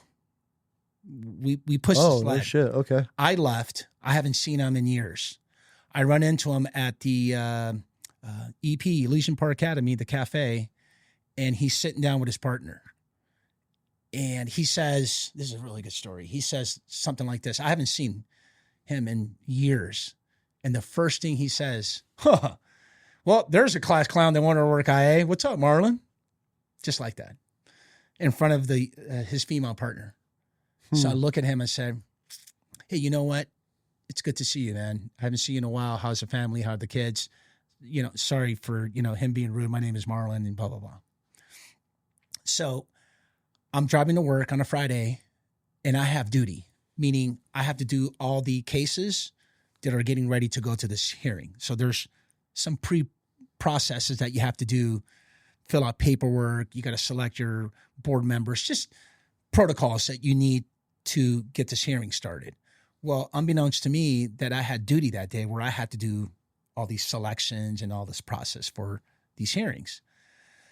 So I call ahead of time. I said, hey, man, so who's coming in to pick their hearing, their board members? And they said, it's your classmate. And I'm like, and I can't get away. I couldn't get away from my duties that day. So when I walked into the building, and I haven't seen him since he made that comment at the cafeteria, he walks up, and the minute he sees me, he's like, eyes are all wide, and just looked at me with some sense of embarrassment. And I just looked at him and said, hey, man, it's good to see you. Look, man, when you open up the door and go into the office in the front, just go to your right and meet me at the conference room. I'll be there with all the paperwork so we can select your board. And the whole time while we're selecting, doing the paperwork, board members and the whole nine, he couldn't look him in the eye. He was just totally embarrassed. And that's when I told the boss, you can't give me this case. Good for you, though. Yeah. And so, he ended up, he was found guilty on 2 false statements, and he ended up getting terminated. Can someone that works internal affairs still be considered a cop's cop? Yeah, absolutely. I think a tour in internal affairs will make you even a better cop, because now you know all the BS, and now you know how to investigate all the BS. 100%. I think you should do a tour in internal affairs and then go back out in the streets. In fact, if you're a sergeant and you should go do a tour, do it for all the right reasons, come back and work a specialized unit. But what are the right reasons for going internal affairs? Have the experience to be a really good investigator, go to science-based interrogation classes, know the law, know your peace officer's Bill of Rights, if you have it on that state, know how to treat and communicate and ask the right questions. And my mantra, no stone goes unturned. That's doing right. And when you turn it in, hey, boss, this complaint investigation is airtight. Nothing's missing. All stones were turned. That's how you do it. You're going to be a better cop when you're, so let's just say you promote the lieutenant, now you're a watch commander. So you got the helm. You get a call. Or the front lobby, hey, someone wants to complain again. Okay, been there, done that. So you know. Okay. But if you're the Blue Falcon, you can't. I always say minimum, there's always one Blue Falcon in each department. Just one? At least one. I think I'm being generous. Out of 10, how many? Probably 20%. How many Blue Falcons are in a squadron in the Marine Corps? Honestly, we had hardly any. You got your ass right dealt with quick. And we were such trauma bonded because all of our seniors just got back from Fallujah and Baghdad, so they were all fucked up and they hazed us so bad it just brought us closer together. No one ratted on nothing. Dude, we had a two guys drive off a cliff drunk in Carlsbad, ramped his car, went through a barrier onto the beach, crashed, threw the keys in the ocean with the bottle of alcohol, took a cab home. Dude, they're all tore up, cut, can't even move their necks. We're deploying in like 2 weeks. Literally, we're everything's ready to go. Dude, no one said a word. Our whole platoon kept. We all lied for them. We're in Iraq. They're doing insurance claims. They're trying to get them for insurance fraud and the only thing that saved them was we all were like, yeah, they got home. We see them get back. They were here last night. The whole platoon cover for these dudes being in the barracks, even though they weren't. And I don't even know how we got on this story, but yeah, they ended up getting how many Blue Falcons are in your unit. None, bro. You did not. If you ratted somebody out in our platoon, you get dealt with. You got dealt with. Yeah, quick. You get gotten. Quick. No, nobody. We were so trauma bonded, dude. Nobody said anything. We were such a tight unit. Dude, we had secret knocks and shit because the duty would come around on like a Saturday or Friday night looking for somebody. We were sealed, dude. Bro. I was teaching in San Diego, and part of my presentation is talk about a Blue Falcon, and I go, "Caw-caw!" Here comes, and dude, half the class was laughing, and then I see these 2 guys sitting down. They were from an agency out of the state of Washington. And so during break, they come up to him to show me a picture where in their building, the IA floor, there is a picture of a Blue Falcon stuck to the outer window of a 10-story building. No. So when you said Blue Falcon, dude, I almost fell out of my chair. Yeah. And it's true. It happens. Hey, man, it's not just, it's not law enforcement, bro. There's Blue Falcons in every for sure. profession. For sure. I've dealt with them my whole life. But yeah, no, I was fortunate in our units. We were on lockdown. Have Okay, so speaking of buddy fuckers and Blue Falcons, 24 years in law enforcement, Yes. do you believe in the thin blue line? I do. I really do believe that we are one big family. I think that we should all be there for each other. But that only runs to a certain level. Like if I work a specialized unit, to your point, I think we can all take care of each other. But unfortunately, like I said before, if you're dealing with an IA, everything changes because you don't know who is going to, you can't trust, not all the time, right? I want to make clear, not all the time, but you cannot put your complete trust in the process. It's unfortunate. In other words, That's a valid answer. you know, I do believe in it. I think as a unit, we're all there for one another. Until Someone walks in the front lobby and wants to make a complaint against you. Not even that. Look, public complaints, they're always going to happen, no matter what. Any public complaint, have at it. It's the internal where everything just goes sideways. Bro. Yeah, It that's just all you sucks. It just sucks. You know, if you're too nice to a female officer, you're going to get a harassment, type of allegation. But if you're too hardcore and you're in a specialized unit, but you're going out to lunch and and you're serving search warrants, knocking out doors and do good police work, but yet you are not part of the stick, right? Part of the line, and you're always like on the perimeter doing the paperwork. I just feel you're being discriminated against. So it's such a cutthroat. Like and I'm not a cop. Never been a cop, even though I get accused of being a cop all the time, which pisses me off. I just, after hearing and talking to so many law enforcement officers, I feel in these big departments or any department, as a cop, you have to find this bubble and almost like guardrails down a bowling alley of you can't be too far this way. So you have to you're just constantly bouncing off these bumpers, because if you're going too soft, then you're getting called out for this. If you're too motivated, then these guys aren't like you for this. If you talk to the women too much, then you're getting accused of this. Like, very well stated. It's just this crazy environment that you almost have to self-isolate, find your lane, and don't cross it into anybody else's, because the second a cop leaves his lane into something else, you're done. Like, that's where they have you. And then you're labeled. That's just from me talking to cops. But that's how it seems from an outsider. It's like, dude, what the hell? Like, and if you could be the most stellar Gabe Smith, Reno cop. Mm-hmm. You listen to that dude's story. I mean, dude, just on it. The things he's been through, he's overcome. Military, homeless, drug abuse, becomes a cop, changes his whole life around. Dude, and just stands up for something and turned on in the blink of an eye. And it's just like that. Because you want to do the right thing. And right. It's crazy. Yep. Remember the Thanksgiving. Yeah. You're my guy, and you got an eye, and now I can't talk to you. Question. Yes.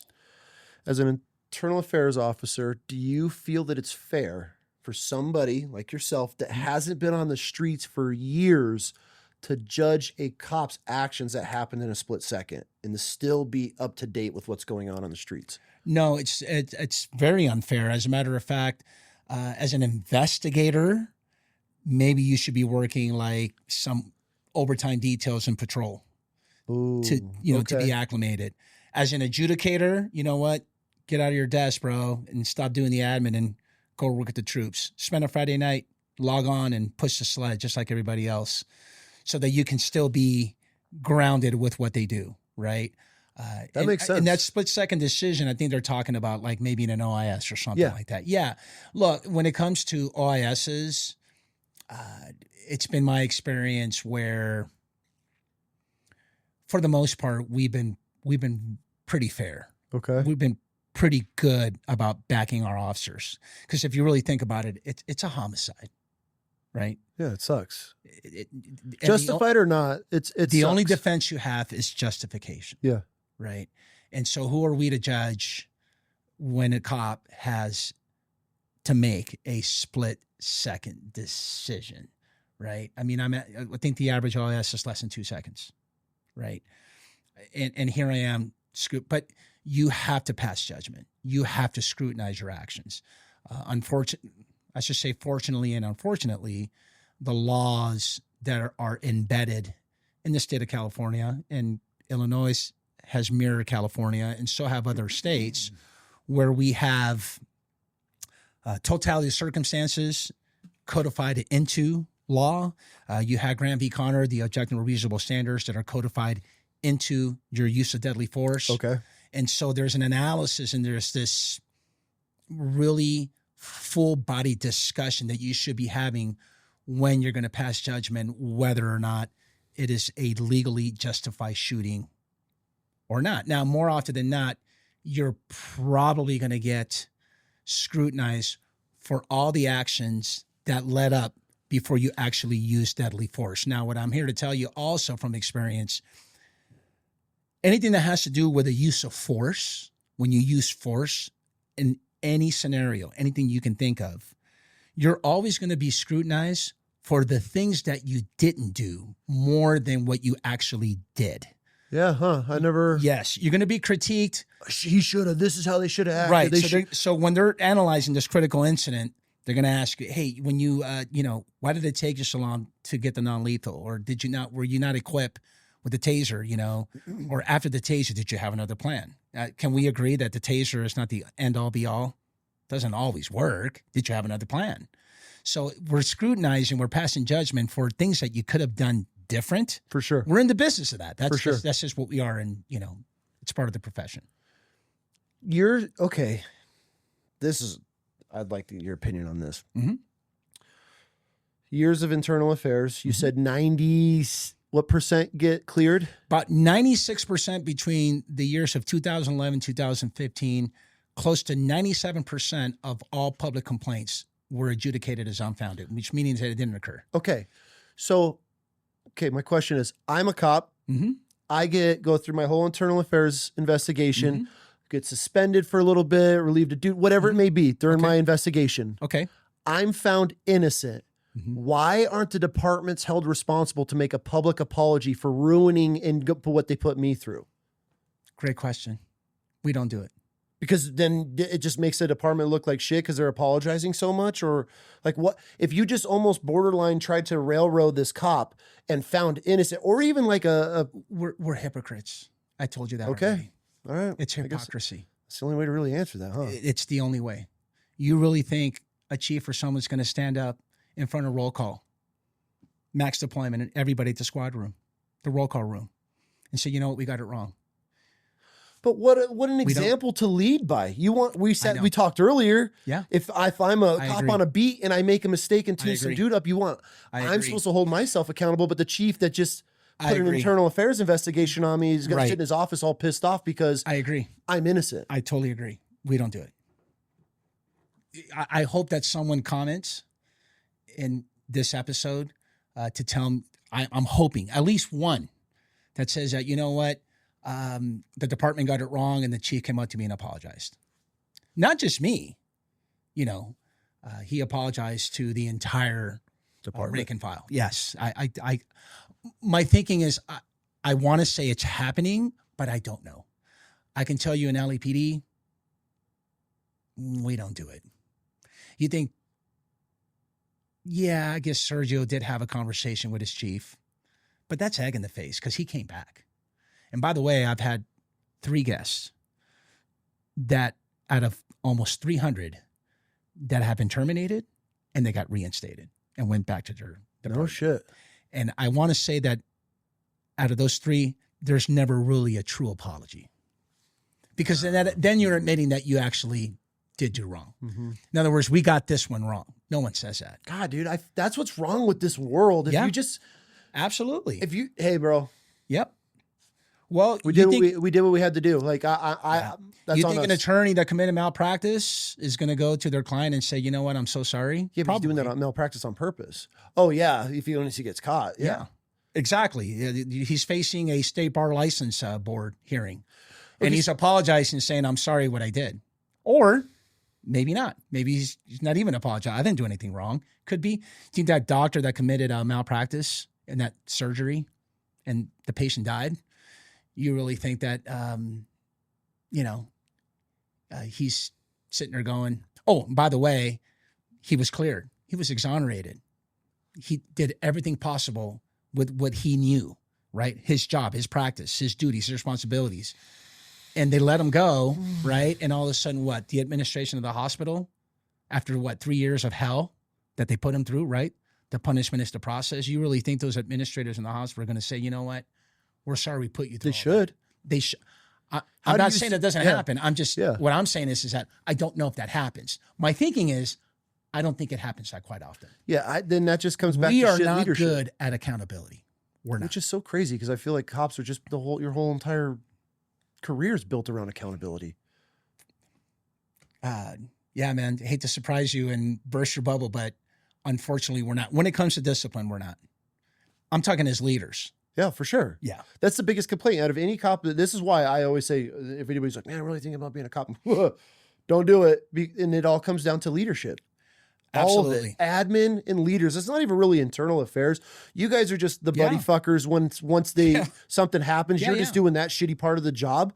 But it all trickles down. You're not the one that's like, hey, I'm going to go after Sergeant Smuckatelli. You get it presented to you, then it's your job to do whatever you guys have to do. It all comes down to admin and leaders. Every cop's bitch, moan, and complaint. Yeah. Do my admin. The leadership failed. The admin, the corrupt, crooked. And that's all you ever hear. Yep. Everything. Yeah. I mean, obviously the internal affairs is tied into the admin because you're rubbing elbows with them. Even if you outsource or you investigate it in-house, give it to a sergeant that's got the experience, and they turn in their investigation unfounded. These 3 allegations: policy, neglect of duty, and conduct unbecoming. Let's even add a dishonesty. Unfounded. Didn't happen. And the chief wants to turn around and no. We call it a military endorsement. It's a military term where you can change the outcome. So from unfounded to sustained. So they do it. Okay, and then you fire them, right? At that arbitration hearing or that Civil Service Commission hearing, I'm going to be a witness. I'm the investigator. You know what I'm going to if they ask me, the arbitrator or the panel, hey, Marlon, you investigated this from beginning to end. Yes, I did. You own this investigation. Yes, I did. Did you frame all these allegations? Yes, I did. Now, you interviewed all these witnesses. Yes, I did. And you interviewed the accused as well, right? Yes, I did. I got to ask you, did you find the witnesses to be credible? No. Did you find the accused to be credible? Yes.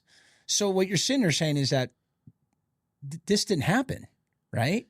Yeah. I would say that's the perfect scenario. I don't mean to interrupt you, but how many internal affairs officers don't want to make the chief, the captain, whoever look bad because he told you that he wanted to change it to find the evidence? How many of them are just going to go along with it because now there's it's David versus Goliath. Now you're just put yourself in that cop's seat. I'm looking for another job, bro, another profession. So this is where it comes down to. This is why nobody trusts the internal affairs guys, because they're going to side with. I'm not saying all. Like, dude, me is it's not all the integrity that I have. I don't think it's everybody for sure, but that's what gives the bad name, because then that cop's like, now that internal affair officer is lying just because he doesn't want to get put on the chief's shitty list or lose a promotion, whatever. We need to change that, and I hope that we make a difference. This is outside sourcing it. Even if you outside source it, it's still the same. You don't know. Look, if you're the chief, right? Chief Marshal, and you hire me, I'm retired. Yeah. Just take me, the IA guy. I think retired detectives would be the perfect position. Okay, but if you tell me, hey, Marlon, you know what? I want you to look into this, but this is the kind of outcome that I want. How often does that happen? That happens. It happens. Well, you're paying. I'm submitting my invoice to the city. I got to get paid. You want a certain outcome. How often this has happened, I can't tell you if it's a lot or a little. But what I will tell you is that it happens.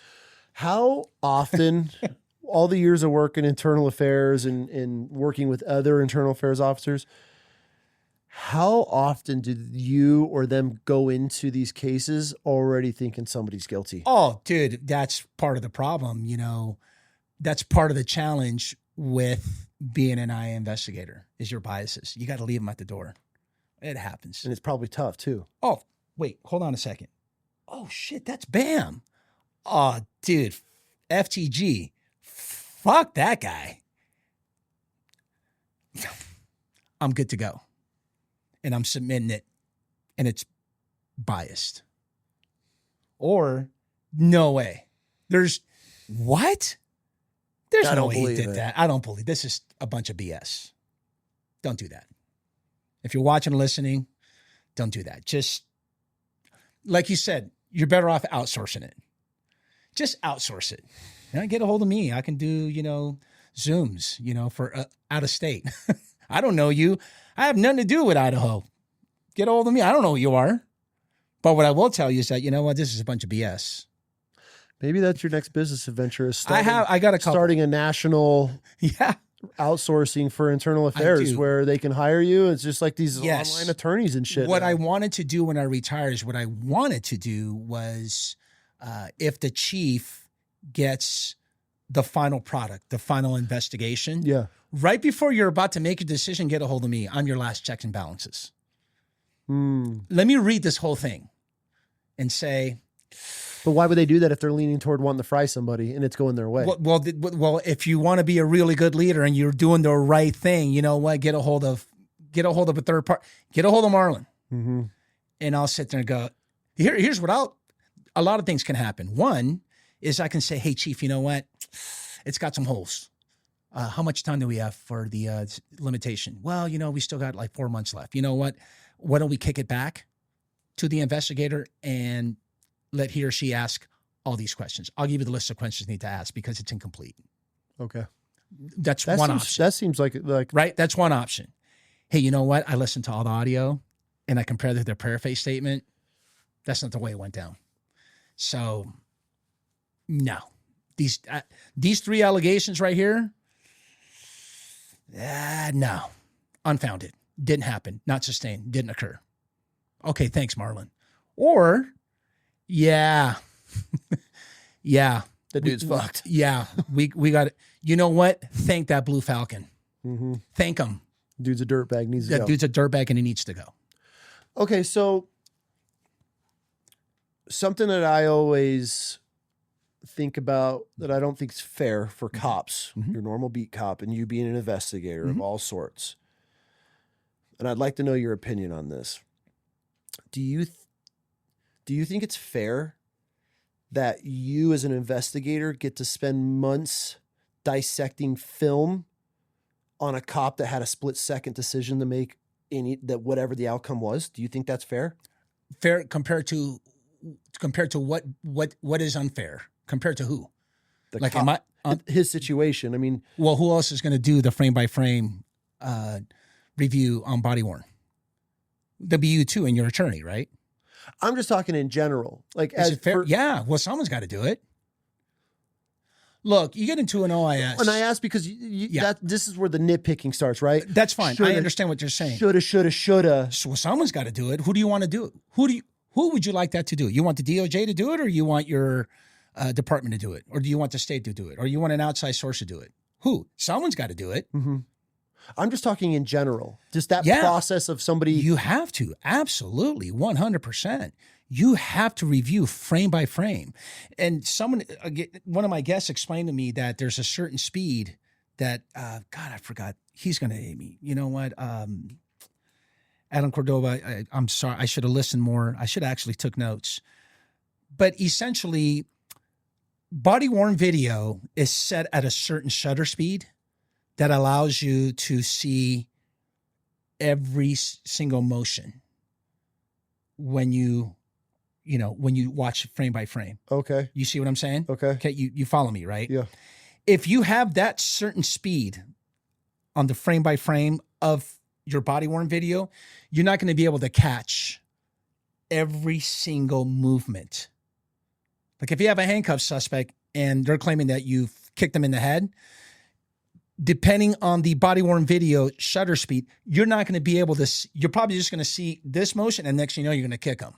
But what you won't see is maybe the suspect had a knife, maybe the suspect had a motion with a knife to try to shank you on your knee while you're trying to, and he explained to you, all I was trying to do is stop the motion and I was trying to get to the top.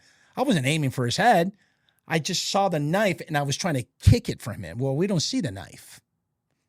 That's an example. So what I'm saying is that when you analyze body-worn body-worn video, you have to scrub it and watch it frame by frame, and you got to do it in such a way that you're getting a real good picture, not just from the shooting officer. You're taking all the statements, but you're taking all the statements. You're creating the story based on all the evidence that is being given to you, right? For sure. There might be there might be surveillance cameras from one of the local liquor stores on that boulevard, on that main street. Maybe someone did have their cell phone. Oh shit, it's on TikTok. And that didn't capture. So it's the total, again, it goes to that mantra, no stone goes unturned. Is it fair? Yeah, hell yeah, it's fair. I think you definitely got to do it. And the reason I don't understand by whether it's fair or unfair. I think it's completely, but here's what your audience needs to know. So they get to do that too. Not just the investigator. You and your attorney should be doing that. Look, you need to be the smartest person in the room. Forget your rep, forget your attorney, forget the IA investigator, forget everybody. You need to know your case better than anyone else in that room. Be the smartest person in the room. You have to. Because guess what? If it's an OIS, you're looking at you're looking at your freedom being gone. You might go to jail. And that's the reason I kind of brought that up, is because I think, you see these officer-involved shooting where they shoot a dude that had a gun in his hand or something. But it's like, it's so easy to sit there and frame by frame it as this dude makes a movement. Right. That cop has millisecond to react. Correct. But then as an investigator, you're like, oh, it's clear as day. It's a phone in his hand. Right. Is that fair? Or do you think it'd be fair to watch it at a certain speed? Okay. Because it's easy to pick that apart and then crucify some cop. So the choice, the controversy of this topic, and the choice, and I have these conversations in my OIS investigations class with me and my partner. Shout out to James T, right? James Tacchini is, do you watch body-worn video before giving your compelled statement to internal affairs? Or do you go off perception? Do you go off perception? That's wild, because perceptions you could have two different incidences on camera and in your mind. I mean, the fog of war, right? I think that's kind of like what they're actually asking more than anything is, if I'm going to be judged for a split-second decision and I'm watching body-worn video, are you really seeing the entire picture, even though it's frame by frame of the actions of the suspect, of my actions and the actions of others? Or am I going off perception? So, this is where force science comes into play. You got Dr. Lewinsky, God bless his soul. He's been doing this for decades, where he has an article and he talks about the corrupt mind, where if you do watch body-worn video, your mind gets corrupted because you have auditory exemptions, memory gaps. There's research and studies out there that says that you need at least 2 cycles of sleep before all that data gets dumped into your brain for you to really start picturing, and telling that story about what happened, right? Because everything happens in slow motion, everything happens so fast. And again, it's probably less than 2 seconds. So the question is your agency allowing you to watch body-worn video or giving you the option to do a perception only? Because then they get you for lying. If they wanted to come at you. My bill at LAPD, you have to watch body-worn video. That's part of the policy. That's the protocol. You will watch body-worn video. Well, and this is such a crazy topic because I can't relate on the cop side of things, but being a guide right out here, I guide elk and deer and all this other shit. There's times where I'm not with I'll put a client in a certain position, like especially archery hunting. Hey, they're going to come through, but whatever the setup, the scenario is, I tell them, when you release that arrow, I want to know the direction you shot, and I want to know the direction the animal ran. Bro, I've had dudes like, I let go of this, and the arrow will be, and they'll be like, the elk ran that way, and I'm finding blood that way. And I'm like, okay, none of this is, and then they're completely, and this is just a hunting scenario, not pulling a gun and shooting somebody scenario. Correct. So do we expect these officers to know exactly how that situation went down? Because I feel when you shoot somebody, your immediate damage. Okay, this is why. They try to justify it, right? So then they start making the story up in their head. They start painting the picture of what they think they saw. But then that body cam, I'm for body cams, but should they be able to watch it first and then be like, oh my God, that is what happened. Yes, this is how I remember it, versus what their mind is trying to justify. After meeting my dog, my boy, James Tacchini, And after teaching, after 2 years of an officer-involved shooting investigation course, and lately I've been leaning and reflecting a lot and leaning more towards perception than actually watching body-worn video. Because you're right. If I ask you, hey, when he pulled the gun out of his waistband, did you see which hand did he pull it? Was it his right or his left? And if you say, well, I saw him pull out of his waistband and it was his right, and then you go watch body-worn video and it was actually on Behind the side his of the back hip and or- it was in the right, and here's what I hear from my colleagues, because I still keep in touch with a lot of these, they're called FID, Force Investigation Division investigators, these IA investigators, where sometimes you'll have shooting officers, right? They got involved in an OIS. Well, when they watch body-worn video, and then they'll start second-guessing themselves, and you can see in their body language like, dude, I swear he was 10 feet away. And then you're watching it, he's only 3 feet away, right? But you're watching it, and in your mind, it's such a mind fuck where you're like, and so when you walk into this interview and you go on the record and your attorney is there, IA investigators are there, the whole time you're watching, your body language, you're second guessing yourself because you I swear he was 10 feet away, and I knew it came out from his waistband, bro. It did. I swear, but then you watch it and it gives, it's very contradicting. So, For sure. And to your point, do I trust the system enough to correct the inconsistencies of my perception statement?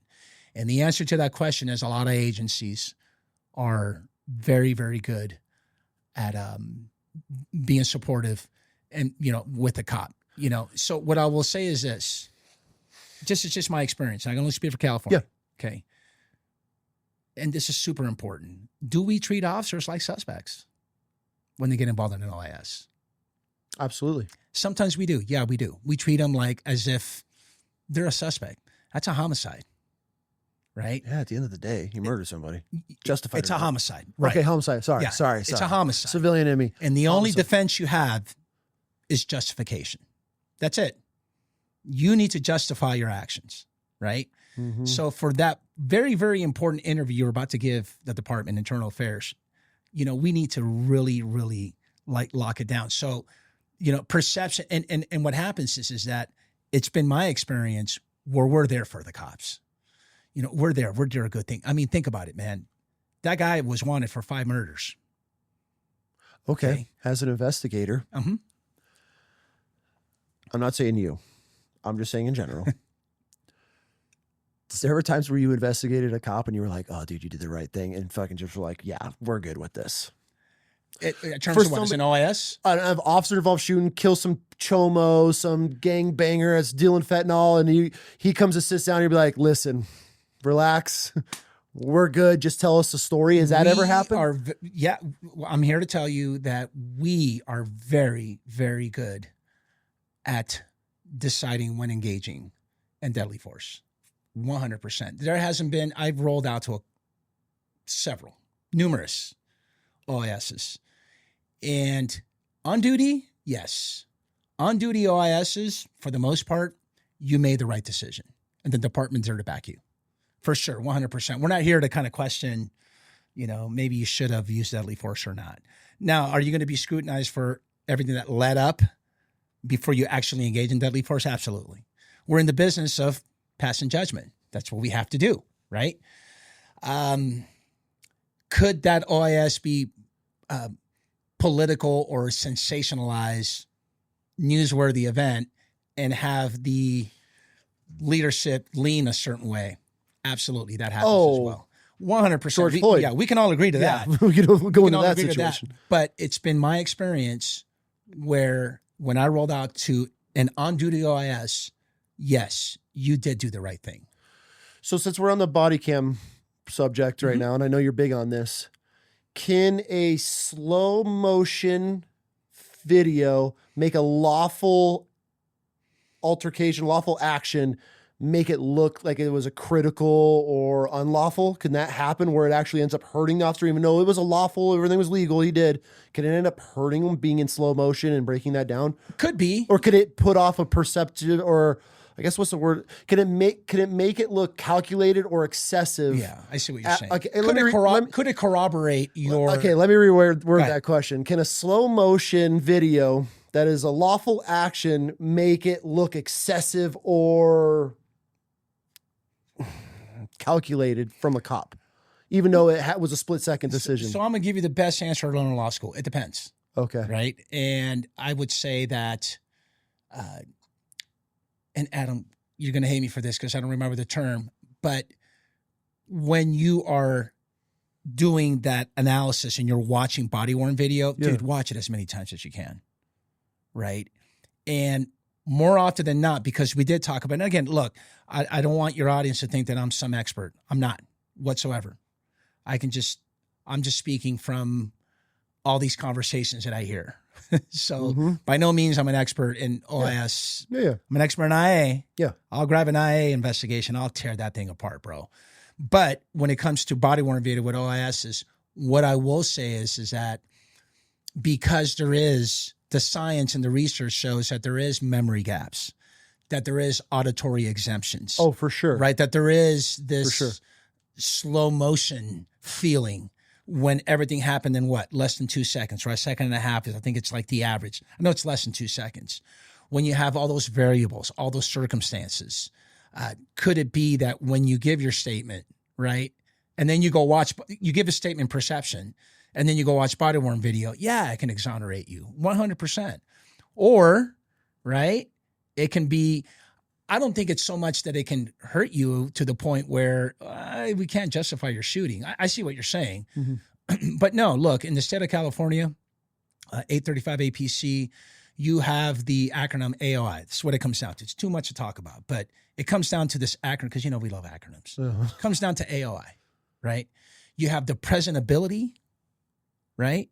You have the opportunity, and you have the apparent intent when you decide to engage in deadly force. And more often than not, what cops have a challenge articulating is the apparent intent. So the intent has to be apparent. Like it's got to be there. For sure. Do you have the present ability if you see someone with a machete? Did they have present ability to shoot you or kill you? Yes.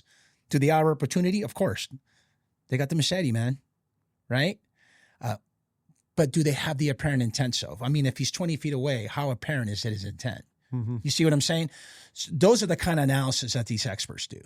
That's what you should be doing yourself. AOI, right? Presentability, opportunity, and apparent intent. That's in California. And I'm here to tell you that a lot of states are mirroring what's happening in California. Okay. Look, I'm a big fan of articulation, and I think what happens with cops everywhere is that we are not really good at kind of explaining our actions, or as an investigator, what we just talked about, we're not really good at our craft. And cops, unfortunately, to your point, in the academy, we learn basic, one year at the other. We just want to graduate. We go out in the streets. We don't study. We barely get sent to training. It's very minimal. It's check the box, death by PowerPoint. You're not really investing into knowing what a job of a police officer is. Terrifying. And it's terrifying because you can end up behind bars, man. For sure. And I don't think, dude, how much is that talked about of, hey, this is a pretty serious job because now when we're in the era of knowledge, right? Every civilian's got ChatGPT and everything else, and they're all experts at everything. Yep. Are these cops, hey, you have to know your shit because we're not in the 80s and 90s anymore where you could just be like, put your hands against the wall, I'm going to search you down, and they would just do it. Now you got a 10-year-old kid like, am I being detained? Am I being detained? Detained? Yeah. What am I? Reasonable articulable suspicion. RAS. Okay, that's what I'm saying. But then you see these cops are like, and it's like, bro, how are we? Yeah. And then it's like, how do I defend this cop? Because This is your job. It's like sending a Marine grunt Yeah. to Iraq, and that dude doesn't know how to run any machine gun, anything. It's like, oh, well, you're going to get there and learn how to run a firearm. Yep. We're sending these cops. We're putting them on the street. They don't even know the basic laws, procedures, rights. I mean, look at the First Amendment. I talk about this almost every single episode with cops, of these First Amendment auditors and how stupid they make these cops look. Yeah. And I'm just like, bro, like, how do we support this when you look this dumb, when it's our right? You're literally infringing on an amendment right that we fought over and went to war and defend. And you're telling this dude he can't videotape on a sidewalk? How are we this stupid in 2026? You know what? Record away, bro. I'm recording too. That's what and then the cops that do that, hey man, I just want to check real quick. They're like, hey, thanks, man. They usually end up dabbing it up and they get in their car and leave. And I'm like, that's all you got to do, bro. What the fuck are we doing? That's where I just can't fathom it. You know, 100% empowerment, ego. authority. I'm a cop. Remember we talked the Napoleon, Yes. syndrome, or when I was a kid, someone took my lunch one too many times and I was bullied throughout my whole. So now that I'm a cop, fuck, I got all this power. So, again, we hire from the human race. So that's that. But what I will say, the other thing too, is that we're lazy. Look, here's the deal. Instead of you buying that bitch in staccato, right? Or your Toyota Tundra, that's a jab because you have one. But let's just say a Ford F-150 lifted, right? Or going to Baker to Vegas, right? To go party with your boys and you're spending all that money. You know what? Go spend some money and some good training. Are the departments not offering this? That's a long subject, and I'm here to tell you it's check the box, death by PowerPoint. Oh, 100%. Go to Savage Training. Shout out to my boy Scott Savage, because they're in the business to make sure that you're fully equipped and that you know the law, you know the rules, you know the protocols, and that you're out there being the best professional that you can be at your profession. And we don't, man. We're just lazy. We have too much. Look, it's a recipe set for disaster. It really is. We don't retention, horrible. We can't hire many cops. Nobody wants to be a cop. Nobody wants to be. I don't blame them. Right? The cops that we have now in the streets are getting overworked. Yep. Right? They're work what? Pushed to exhaustion. They're too exhausted. You might have one day off, and you got to be with the family. So, am I really going to take that one day off to go learn about the use of deadly force? And I need to know what is the criteria of a use of deadly force. Probably not. So again, we have to find a balance. And I think departments are getting better, right? But we still got, long ways to go. And before I forget also is that I know you talk about mental wellness. I know you talk about, trauma. And I did tell you that, hey, in this profession, you're in the business of responding to crisis, right? Sure. To people that you don't even know, right? Sure. But what I will say is, and I'm happy to know, right? I'm proud to know that even internal affairs, even a disciplinary matter that you're going through is causing you a lot of stress, where we're putting mental wellness as it relates to IA discipline. Mm-hmm. We're putting it on that shelf with, the losing the partner that got killed in the line of duty, an officer who just went through a divorce and they're pill popping, or they're, alcohol abuse, drug abuse, suicidal ideations for whatever reason, So discipline is there now, where, hey man, if you're going through all this, and by the way, if he gave you that gag order, you can't talk to anybody about it, but I'm here for you, So I'm happy to say that 28 years ago, it was unheard of, but we're doing better now. Good. So. I got a question for you that I've never asked the cop before. Mm-hmm. What's your opinion on fat cops? Hey man, now they have GLP, bro. Go. You need to stop eating and get in shape. Can't do that. It's one of my biggest pet peeves. Yeah. Like Yeah. You're talking about the dicky do.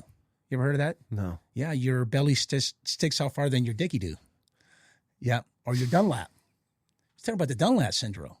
Your belt's Dunlap over your belly. Like, you can't even see their duty belts sometimes. Dicky doos, yeah. How are departments on holding these guys accountable? Hey, bro, PFQs, make it part of your contract. Give them an incentive. You run a mile in your H bracket, we're going to give you a day off. We're going to give you some incentive. Make it an incentive. Go out and PT, bro. You know, you got to do it. I'm with you. Don't have it. It is 100%. Dude, I'll run you, bro. I'm still in the game, bro. I mean, I'm 57. Dude, hey, every 57, Sunday, you look good for 57. Bro. I was trying to do the math earlier. Every Sunday, I go 1 hour hard, bro, with my boys, my 50 and 60-year-old heads. Soccer, 1 hour, killing it, tearing my body up. Mm-hmm. And if I were to jump in the sled, push the sled right now, I'm in. Bro, probably won't last long, but I'm in. I'm going. I'm going. I am going. Let's go. You know, but my point is, yeah, dude, I don't want to. Bro, you don't complacency. That just shows interesting you say that because we did talk about like gender with females. You know, we talked about it earlier in cops. I think what matters to me the most, and here's what I like, and you might agree with me, you might not, and I just thought about that too, bro. There's a lot of females that know MMA. There is. That's still not gonna. No, well, I don't give a fuck. It's Ronda Rousey. I'm gonna knock her square on her ass. Hold the phone. My thought is here's the way I see it. Not Misha Tate, she's cool. Since she was just on the show, that's why I said Ronda. Hold the phone. Misha lives right down the street. Yeah, well, dude, Ronda, bro. I mean, I'm just kidding too, Ronda. Okay, look, think about that. I'll be honest with you. If I have hear me out. Just hold the phone, bro. If I had a partner, male or female, that was an ex-professional MMA fighter, and we're rolling up on a parolee at large, bro, that just escaped from prison, you know what? I feel good. That fat cop, I'm not feeling good at all. I would rather have a fat male than a woman MMA fighter partner. Well, we can agree to disagree, bro. I think the only chick that would ever scare the living shit out of me is Cyborg. Like, that woman's not human. But other than that, no way, dude. There's no way. Bro, there's no woman on this planet. Bro, you don't think they're going to come back? Look, so pretend you're the suspect, right? Mm-hmm. Okay, and I'm talking to you. So they taught us this in the academy, the distraction where... And again, you got to understand something. LAPD is a 2-man unit. That's smart. So it is. You're right. We're a 2-man unit. So my tactics is completely different than a lot of your audiences because I'm sure a lot of your cops that come here are 1-man units. That's the way they've been taught. Absolutely. So when I was in the academy, we used to have I had a classmate whose brother played for the Green Bay Packers. Shout out to Matt Chimura. That was my classmate. Bro, he was like 6'6". Like 260 solid, bro. Mm-hmm. And then we were doing self-defense, dude. There was like 5 females that jumped on him to try to do a takedown, and he just like carried on like it was no big deal. Yeah. So what they taught us in the academy is a distraction type of tactic where pretend you're the suspect, right? And I'm sitting here talking to you, hey, sir, you know what? Put your hands behind your head. Stop resisting, blah, blah, blah, blah. And while I'm talking to you, my partner is coming around the back, and I'm looking at my partner, and I'm giving him that sign that we talked about in the car, right? Formulating a plan. And dude, I don't care who you are, but if you come from the back and just Ray Lewis fucking the tackle it's gotta be everything. It's yeah. You're gonna have to and after that and hang for life, bro. Hang on for life. You're in it. I'm thinking of professional MMA, women or men, dude. She can do it. She's strong enough. No way she's strong enough. And I know I sound super male chauvinistic. And this is coming from a girl dad, and I have 2 world champion fighters, right? There you go. But you don't think your daughters. Listen, you can handle business. I'm in. Now, alone's different. Being alone in a situation where it's going to escalate to serious bodily harm or deadly force. Okay, that's different. Because now you're waiting for a backup. Okay, yeah. How big is Meridian? Oh, I don't know. I couldn't. How many square miles? How many cops are in Boise? I couldn't even tell you. Okay, so let's just say how many square miles? How big is Meridian? Just on a ballpark, 10 miles, square miles? You could probably say. Okay, so if you're one end of the division, right, and you're alone, 12 o'clock at night, and you got a fucking suspect, you guys are about to go to town, you're asking for a backup. Yeah. It's going to take you 10 minutes. Mm-hmm. Okay. Which is an eternity in a fight. That's an eternity for 10 minutes. So if you're a female cop and don't know MMA and you're fighting for your life, I get it. How many male cops know MMA? Male cops alone too. Well, But I'm just saying, we want to use the statistic in this example. How many dudes even know how to fight? Good. I'm glad you brought that up because I am proud to know that my profession in law enforcement today has BJJ curriculums in academies. That's great. I think that's fantastic. You should know all that shit, Yeah. Safe rap, the safeguard with, shout out to Henner and my boy, Cleon Joseph, who just retired and set up the curriculum for LAPD for the academy to have it as a curriculum to do the See, that safer. that should be mandatory. I mean, obviously, we want all these cops. I don't, and it's scary. It's terrifying to realize how many cops don't have training. And then after Dennis Worrell came on, badass dude. He's all cauliflower ear. I think he's a black belt now. I could be wrong, but I want to say he's a black belt in jiu-jitsu. But he admitted, he was like, dude, I walk the streets. I got a badge. I got my Batman belt on with all my tools. And he's like, dude, I tried to sit two brothers down. One of them sat, the other one punched me square in my face before I knew it. Yeah. One of them's on my back, got it pulling his gun out of his holster. Then that was his aha moment. But that's a grown ass man too. So it's very interesting. But most cops don't even know how to fight. And I know I put a lot on women, but it's like, yeah, like you don't know how to fight and you're a tiny little woman. You don't want to fight, you're a dude. Like I don't know, man. Maybe it's in me, but he got into it and that's where he trains. And man, he said when he started getting into jiu-jitsu and training, he's like, dude, these little nerdy IT guys. He's like, guy that I would walk in that room and think they would never, ever be a threat to me. He's like, whoop my ass. Yes. So that's what got him into jiu-jitsu. But it's crazy that these departments, and I don't know how we ever would or even we should. I think we're doing but it should be mandatory that at least BJJ, once or twice a month that they're doing some Muay Thai or some jiu-jitsu, something just to learn how to get punched in the face. How many cops have never been punched in the face? None. Everything goes out the window when a bullet flies by your head and you're punched in the face.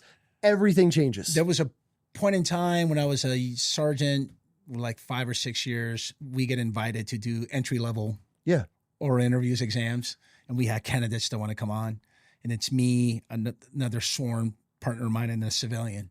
And I'll never forget this one candidate said, just a scrawny little kid, who said, we asked him, hey, are you part of that, police cadet program? We want you to do calisthenics. He says, no. Where do you work? Trader Joe's. I said, okay, cool. And you have a degree? No. Why do you want to be a cop? Staying there. So I want to serve my community, get this in. And then I asked him, I go, so what do you do besides work at Trader? He goes, well, I'm an MMA fighter. I'm like, okay, good. Well, let me ask you this. How many fights have you gotten into? And he said, at least 15 thus far, and how many times have you won? And he goes, you know what, sir, it's not a matter of whether I won or lost. It's the fact that I actually prepared to get in there. For sure. That's winning to me. And I'm just like, that's a great answer. You know what? That's my point. That dude right there, when I'm pushing the sled, bro, and I'm out in the streets and we're going to get into some shit and deal with that pal, that parolee at large that just got out of prison. You know what? I want that kid. Yeah, oh, for sure. Compared to the fat cop. Yeah, the fat cops. We can all agree that, hey, man, get on a weight loss program, and now you have peptides and all that, man. Yeah, you get on it. You got stuff, man. Dude, there's so many things and diets and programs and get on it. Yeah. Real back quick, the internal affairs. Yes. Have you ever seen or been a part of a case that just slowly disappeared because the cop had some higher pull? Yeah, good question. Disappear? Just slowly disappear or it just faded away. Have you ever seen that happen? Yes, when we talk about a double standard, I think let me think. Now let me reach back. Digging up the archives for you, huh? I'm going to archives, bro. I got to go back to the trip down memory lane. Have I seen, not me personally, but what I do know is there has been cases where it doesn't show up on we have a software system called Teams, and it's got a CF number, a control file number. And there's been times where they just disappear. It goes away. Yeah, it happens, bro. For sure it does. 100%. For sure it does. Those are all softball questions, dude. Yeah, dude. Listen, all we can do is try to do the right thing, man. And we got a lot of work to do. So. When you were working internal affairs, did you ever see somebody that you thought was innocent but was found guilty and nothing you can do about it? Yes, absolutely. We got it wrong. It happens a lot. Not, look, when we start talking about, again, my beloved LAPD, you have 100, I think at one point we had 100 of these hearings in a year.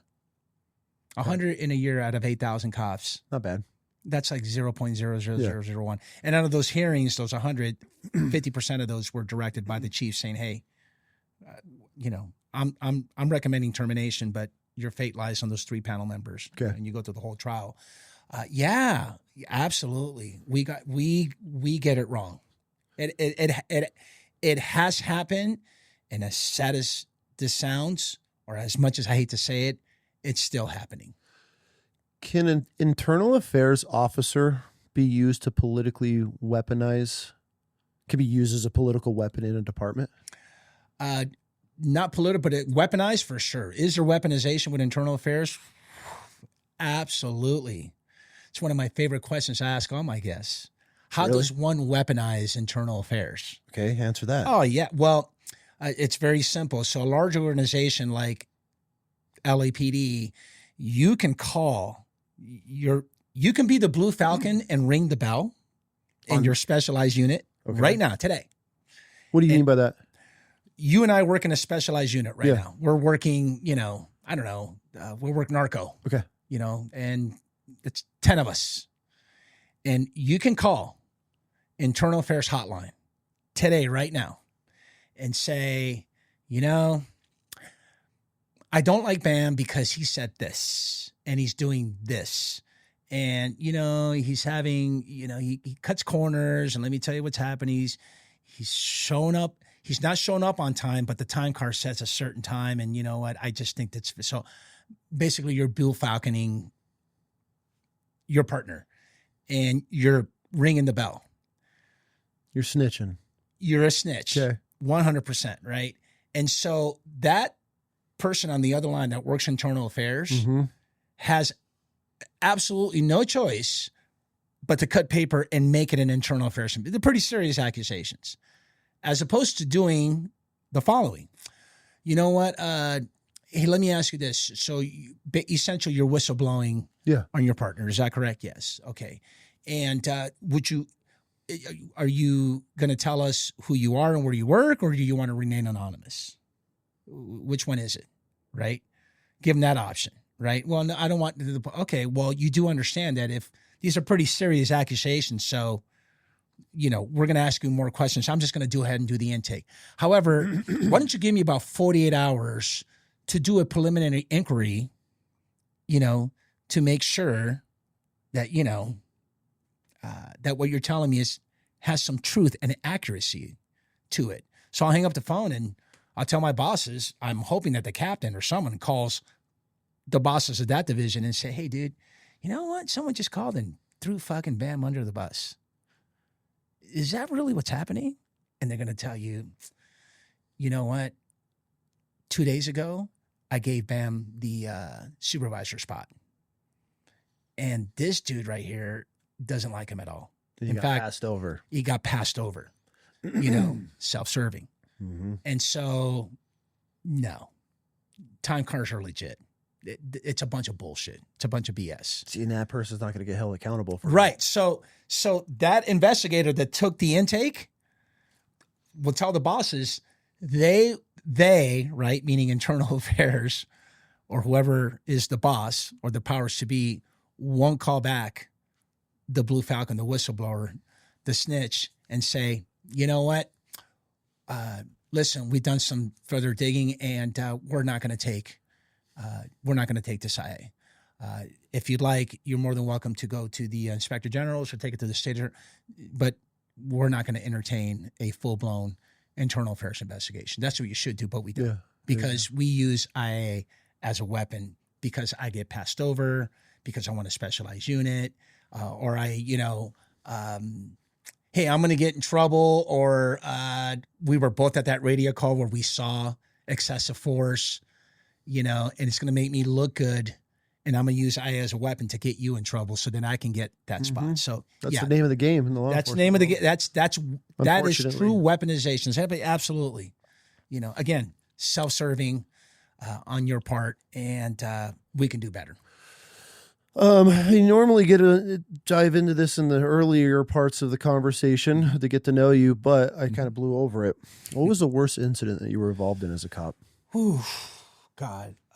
My partner and I, let's see, Van Nuys Patrol back in 2001.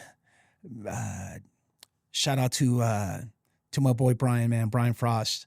Hot summer day, we're working patrol.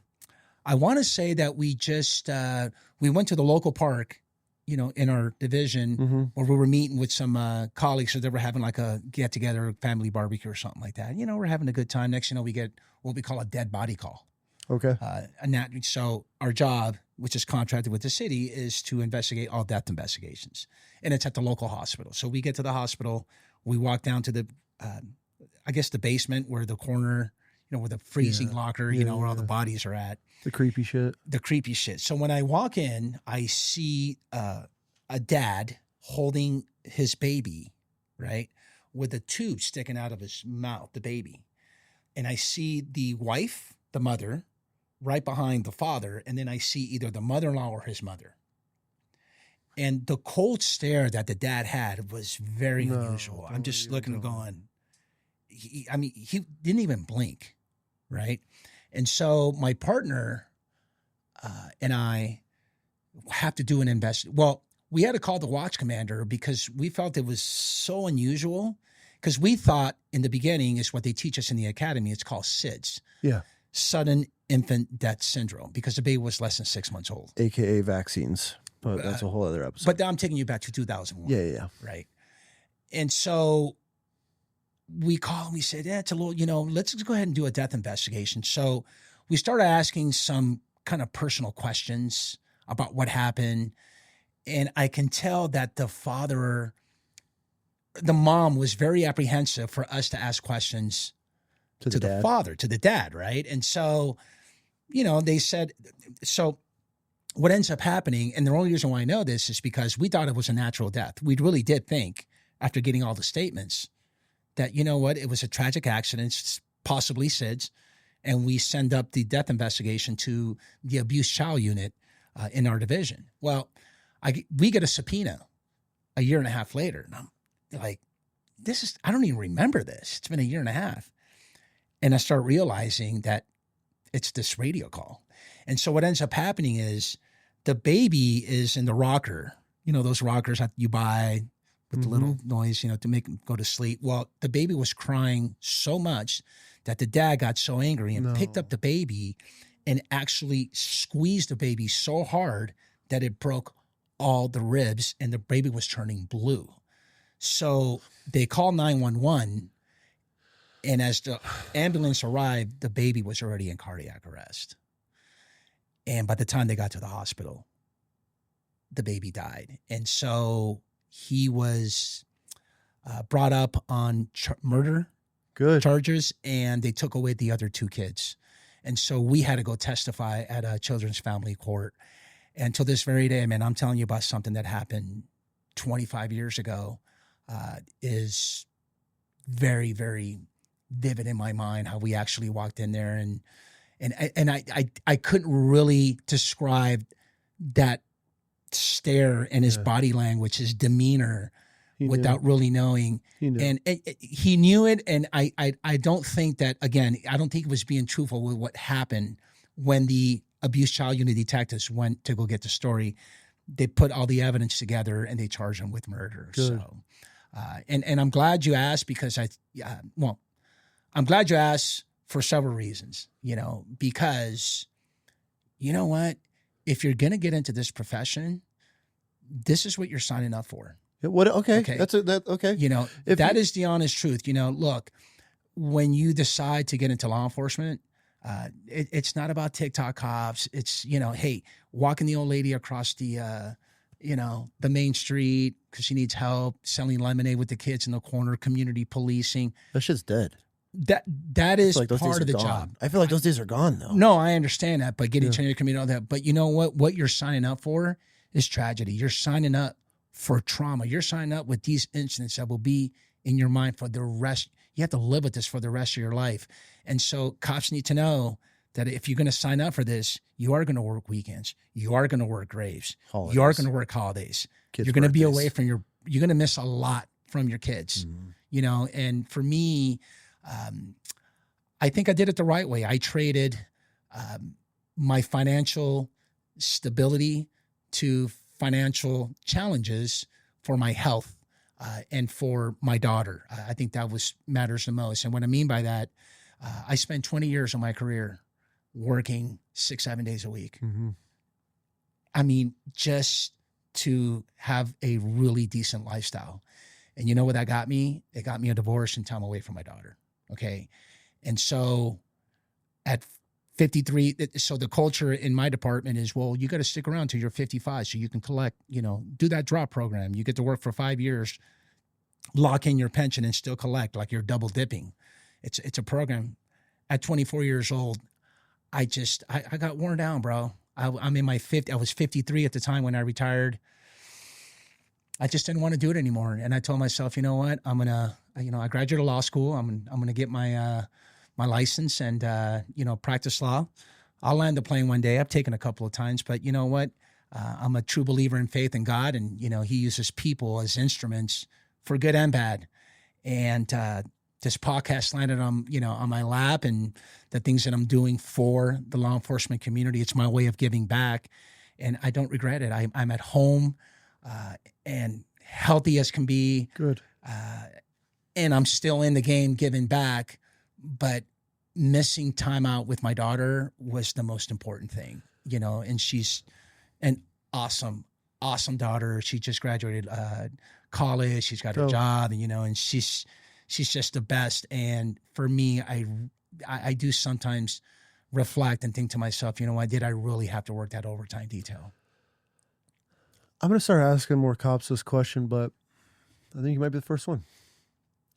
As a 24-plus year law enforcement officer in all the different departments, what's your biggest regret? Working too much, taking the job. Putting the badge first? Yes. Yeah. You lose, part of the phenomenon that's going on now is that cops are doing a lot of self-reflection, which I like. Sure. I like that. The biggest regret is just not being at home. Don't chase the carrot, man. And I did that.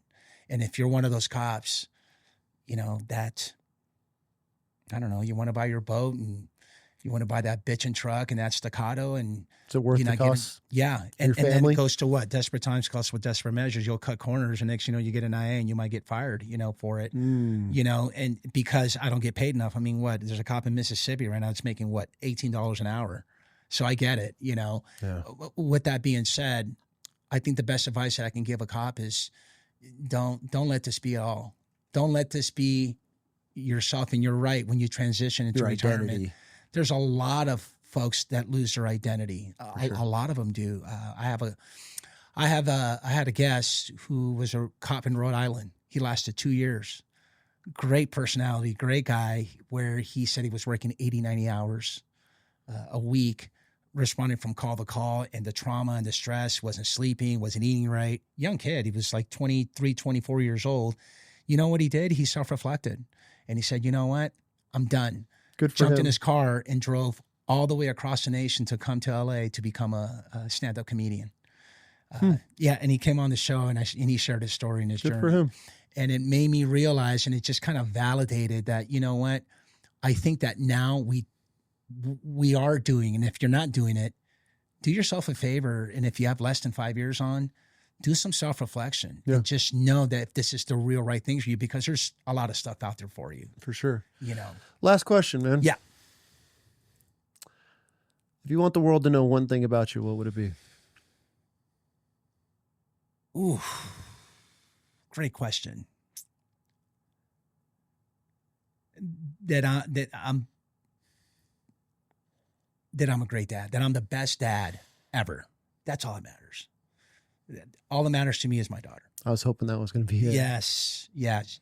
Whatever she says, what she sees, we're modeling our parents, we model and see what our parents do. And, they're a product of, our fruits and labors and, reflect on what we do. So yeah, man, being a better dad every day. I love it. That's all I want to know. That's how it should be. Yep.